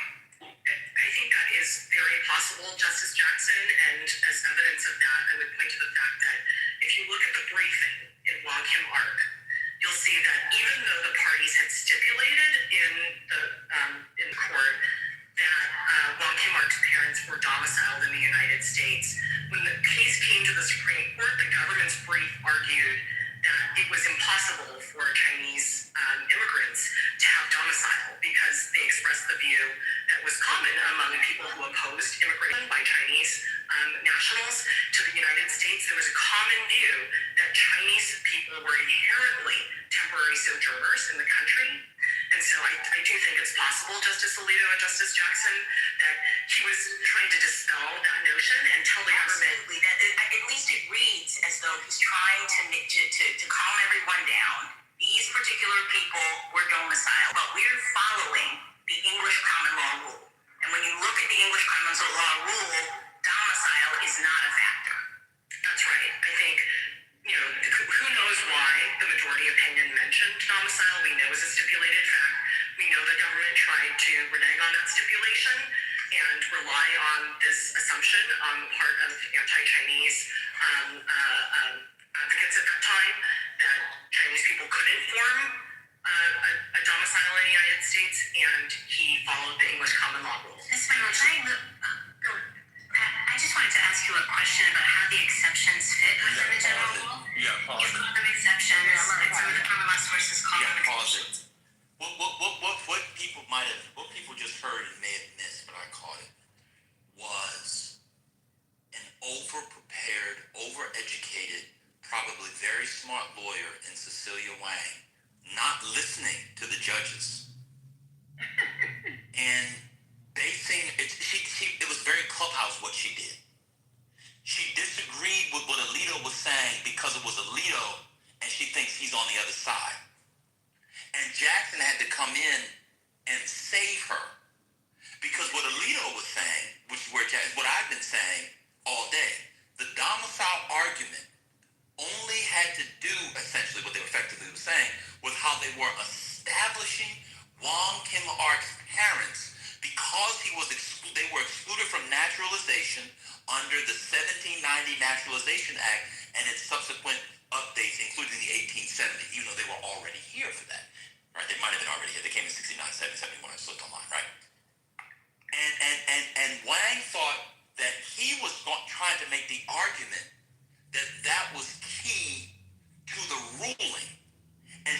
had to come in and save her by saying, "Oh no. He was actually just saying that to explain the Wong Arcs, their family's case, but the ruling was based on common law." Did y'all? I don't know. Did you catch that, neoliberal? Wow. Yes. She heard Alito. She was like, "Oh, that's not it." Jackson came and said, "Oh no, that is it. That's exactly it. Stop. Jackson literally just said, not that they were going to lose the case anyway, but Jackson literally came in to save her because Wayne is not listening. She did Clubhouse. Somebody says something and people disagree. But what Alito was saying is correct. If you read the Wayne case, the Wong Kim case, they focus on domicility because the parents could not be naturalized under American naturalization law. But their ruling had nothing to do with domicility. I mean, but you know, man, I think, and this is to Alito's earlier questions, but for him, domicility does matter. And Jackson, I view her maybe as, I'm going to take what Alito's saying and actually flip it. And say, actually, what domicility was, it wasn't one, a part of the holding, but two, it really just had to do with the parentage and describing the parentage. I know. Like, but my point is that it's not so much Wayne mishearing more than it is Justice Jackson taking what Alito did and saying, actually, this is how it helps your That's what Wayne should have did. That's the lawyer. That's my point. But my point is that, like, I'm addressing your point specifically about how for Alito, domicility actually is central. No, I know it is. That's what I'm saying. Yeah. I think it is for him. And she should have said domicility is important, but only for the... No, basically what I'm saying is Jackson did what the lawyer should have did because the lawyer's not listening. It's like, well, I'll give you an example. Corey said this morning there were 3 Jews on the Supreme Court. I asked him to name them. I didn't say there weren't. I said name them. And he couldn't. She should have said, no, you're Alito, Justice Alito, that's right. And the reason why is because of these laws. He mentioned the racist law. Alito brought up a racist law. She should have dug in. That was the point. That this stuff is giving citizenship notwithstanding the racist laws. So she was Clubhouse. She was listening to respond instead of listening. 100%. I don't think it's so what it is that the way the arguments were briefed is that the respondents here, Cecilia and everybody else, they're like, this domicility argument is bullshit. Correct. Right? And so Alito finds that argument to be fascinating, and I think that his dissent will be based on that. He agrees with the government's theory. I agree. Right? And so I think it's not so much that I think Wayne isn't hearing it more than she disagrees with Alito's premise, and that's where I think Jackson comes in and says, this is actually how you flip that. And so I don't think so much he flip it. But this is what the justices do sometimes. I know. I understand. We should play it back because she said no. Man, she should have yes and is what I'm saying. I don't know. I know y'all like her. She went to Yale. She's an immigrant. She's a liberal. She's ACLU. I know you all gotta like her because she's on your team. I thought she was terrible today. I know you guys gotta like her because she's a liberal from UCL, the ACLU, and she went to Berkeley undergrad, and she got her JD from Yale, and she clerked on. I think she clerked on the 9th and for a Supreme Court justice or two. She's really smart. And she's an immigrant kid. I don't give a fuck. I thought that was terrible. She should have. I would have said to him. I said it today in the beginning. I said it on here. That's exactly what the case is about. Because when I read the Wong Arc, and it's been a couple of months since I've read this long, but I recall they were homing in on it because of the 1870. They said, look, he didn't have a chance to be this sort of thing. That's the only reason why we're bringing up domicility. That's it. She could have said that, but I know you got to defend her. She's on your team. I think... is that why Black Freedom's going so hard to justify her? Or to clean it up? That's what they did. They do team warfare. I'm the only honest one on here. These people do team warfare. And I appreciate it. I mean, I think, man, I get that reading. I just read it as you don't want to give any credence, at least as the attorney for the respondents, to the domicility argument. I think Jackson, more than anything, gives us a glimpse into how she's going to address the no facility argument in her concurrence. Patty, can you rewind it? Okay, I got it. Yeah, let's just listen to the exchange again. From the top, please. From Alito's questioning, which, by the way, he brings up a racist law. The racist law is the 1790 Naturalization Act, the first major immigration law in America, which said only free white aliens could be naturalized. There was nothing specific about Asians and Chinese in particular until the 1880s, but they could not be naturalized until they... All right, I'm about to play it. Wong Kim Ark's parents were domiciled in the United States. When the case came to the Supreme... Should I go back further? Yeah. Yes. Yes.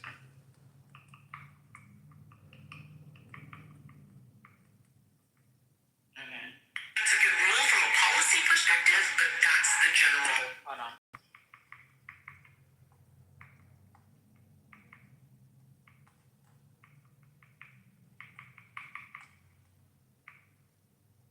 States as to citizenship, at least for white Americans, from... Are those your claws tapping? Are those your fingernails making that noise? Not too much on that. Everyone whether the person intended to stay in the United States might be just as clear on the... Stop hating.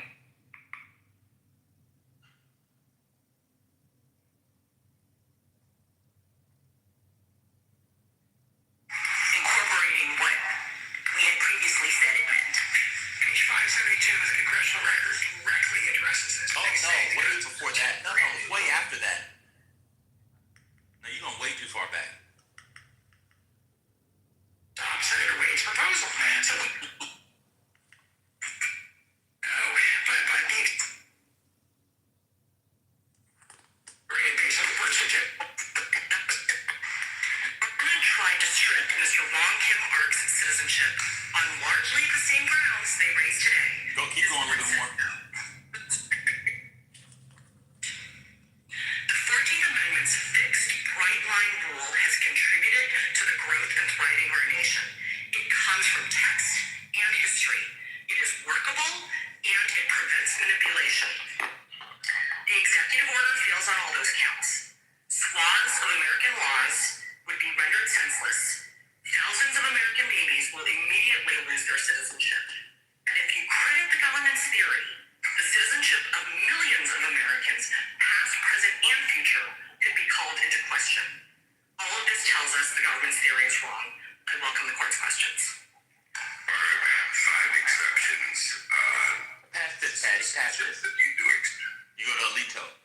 Yes, depending on how many you count, Justice Thomas, how you count them. What is the underlying rule of law that you use to connect these 5 exceptions?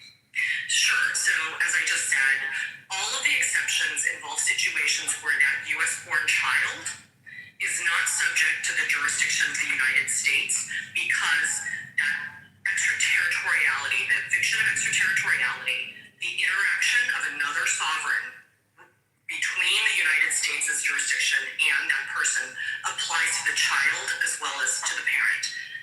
Everyone else born in the United States is subject to the United States' jurisdiction. To answer Justice Aaron's question to my friend, that's what sets those exceptions apart from other U.S.-born persons. We've heard a lot of talk about Wong Kim Ark, and you dismiss the use of the word domicile in it. It appears in the opinion 20 different times, and including in the question presented and in the actual legal holding. And the government doesn't want it to be overruled because it relies on, willing to rely on that particular fact in that case. Isn't it at least something to be concerned about, to say that since 20 different times and has that significant role in the opinion that you can just dismiss it as irrelevant? Well, Mr. Chief Justice, I think we have to look at what the controlling rule of decision is in Wong Kim Ark. Justice Gray takes pains in the majority opinion to set out his analysis. He first starts with a premise that in construing the 14th Amendment Citizenship Clause, we look to the common law. That was the rule that applied from the colonial era on, at least for the colonists and for European immigrants. He then says, look, Chief Justice Marshall tells us in the Schooner Exchange what subject to the jurisdiction means. Again, looking to the English common law.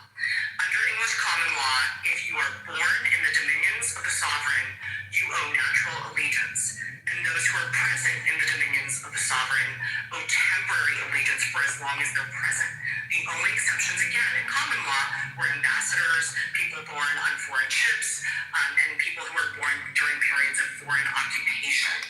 He then gets to the government's favorite page, 693, where he says, look, we have had this rule in the United States as to citizenship, at least for white Americans, from before independence. The purpose of the 14th Amendment was to embrace that universal rule of birthright citizenship, to embrace and incorporate the common law exceptions with the single additional exception of the pre-existing exception for tribal Indians that we had in the United States, which is an analogous exception, and that's the closed set of exceptions. You can't make sense of the holding in the case without looking to the controlling rule of decision, which is the common law. And I think my friend agrees that under English common law, domicile was not relevant, and the children born to temporary visitors in the territory of the sovereign were always considered birthright citizens. Well, Ms. Wong, I mean, everything you say strikes me as, yeah, that's the way I read it too, but then what are those 20 domicile words doing there? Like, you can, take some of them and say, I don't know, we're just summarizing the facts of the case, but not all of them. And why did they keep on, why did they sprinkle that in the opinion? Well, I think, again, those were the stipulated facts in the case, and it's clear we have textual evidence in the majority opinion that they were simply saying this is an a fortiori application of that controlling rule that comes from the English common law. Justice Bray writes, again, after setting out the English common law rule and the exceptions, with a single additional exception for children of members of Indian tribes, that the amendment in clear words and manifest intent includes the children born within the territory of the United States of all other persons of whatever race or color domiciled within the United States. And as was pointed out earlier, the very next part of that same paragraph, he cites to Webster talking about Thrasher's case, and he says, people who are born in this country owe allegiance independently of a residence within, foreign nationals owe allegiance independently of a residence with intention to continue such residence, independently of any domiciliation, and independently of taking any oath of allegiance, which is totally contrary to both the government's theory of dual allegiance or partial allegiance and to the theory of domiciliation.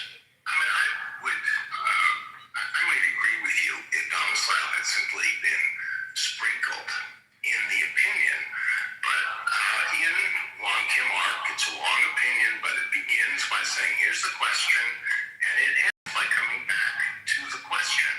And it says, here's the question stated at the beginning of the opinion, namely whether a child born in the United States of parents of Chinese descent who at the time of his birth are subjects of the Emperor of China but have a permanent domicile and residence in the United States and are there carrying on business, and he states the diplomatic exception, and he says, for reasons above stated, this court is of the opinion that the question must be answered in the affirmative. So why put domicile in?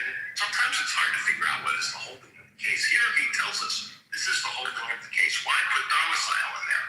It's just something, it's something irrelevant that he wanted to throw in. It's like, whether a child born in the United States or person of parents of Chinese descent who once resided at a particular address in San Francisco who attempted to enter the country at the port of San Francisco. Why put it in if it's irrelevant? Well, Justice Alito, I'll give you two responses. The first is that, again, it was a stipulated fact. The second is that regardless of what the judgment in the case was, which again was an a fortiori application of the rule of decision, the rule of decision in Wong Kim Ark has binding precedential effect.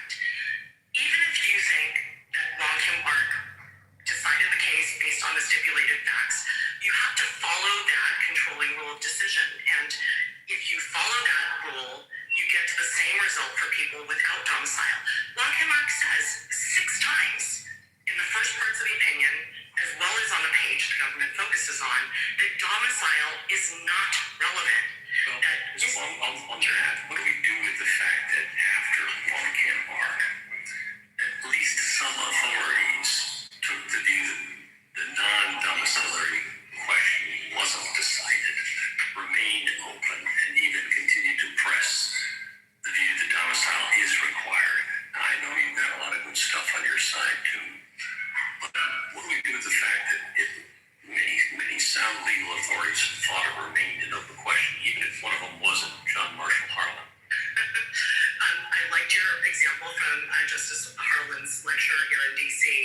So here's what I would say. All of the government citations in their brief generally either were rejected by Wong Kim Ark expressly if they predated Wong Kim Ark. I'm trying to understand how the legal community understood what happened in Wong Kim Ark. It just seems to me it's a mess. So maybe you can persuade me otherwise.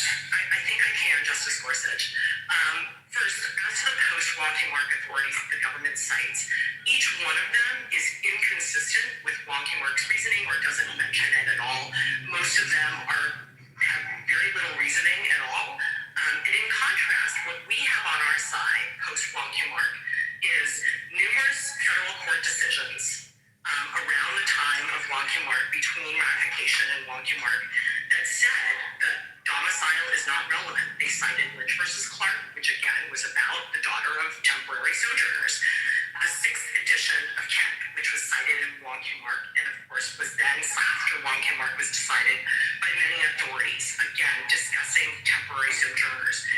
Anyone who wanted to know what the law of citizenship was under the 14th Amendment after Wong Kim Ark would go to the sixth edition of Kemp, where he says in that footnote on page 38 that the rule was Lynch versus Clark and temporary sojourners children are U.S. citizens.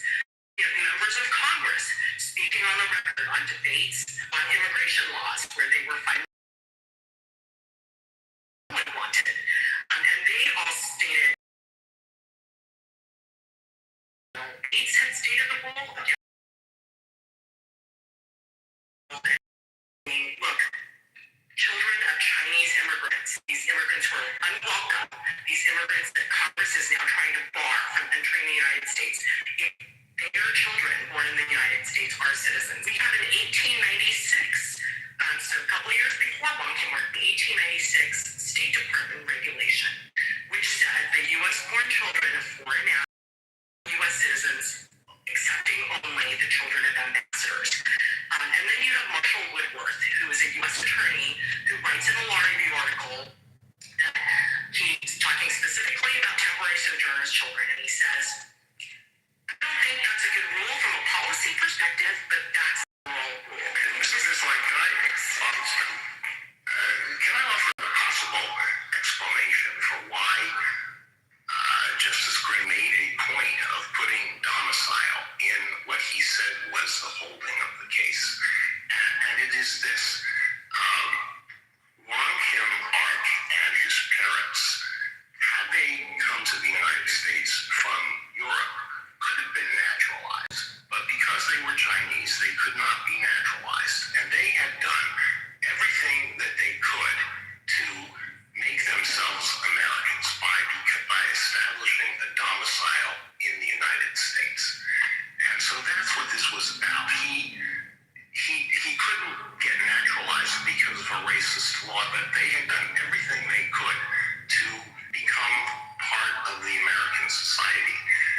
At the same time, there were many men who were horribly exploited, brought to the United States to work on the Transcontinental Railroad, to work in mines.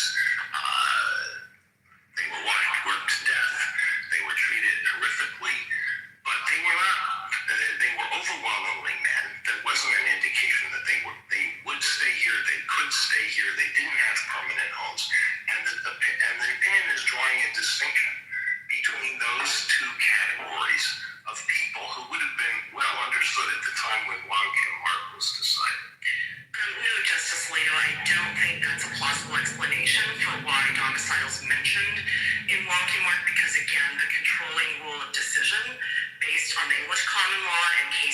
and schooner exchange. Pause it. Clark to State versus Manual, which was the North Carolina decision that.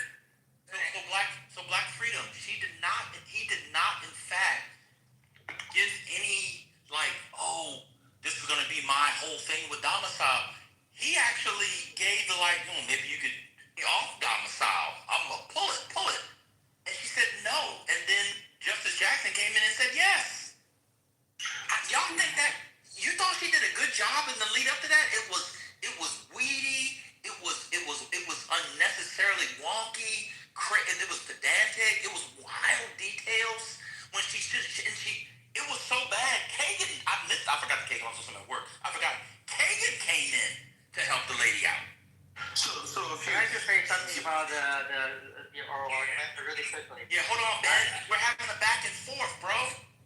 So a few things. One, Alito said the reason why domicile was a part of the holding, and I think that, that's something that she rejects, right? That's something that our side rejects, because what happens is it's like, okay, to answer the question, domicile was a part of the question. What Wayne was trying to do was say, like, even if you think that that's a part of the holding, all these, like, the progeny of Wong Kim Ark shows that, like, domicile is not a part of how we understand this. All right, and so I agree with that. Right. So she's trying hard, right? So Alito says the reason why it's a part of the holding, right?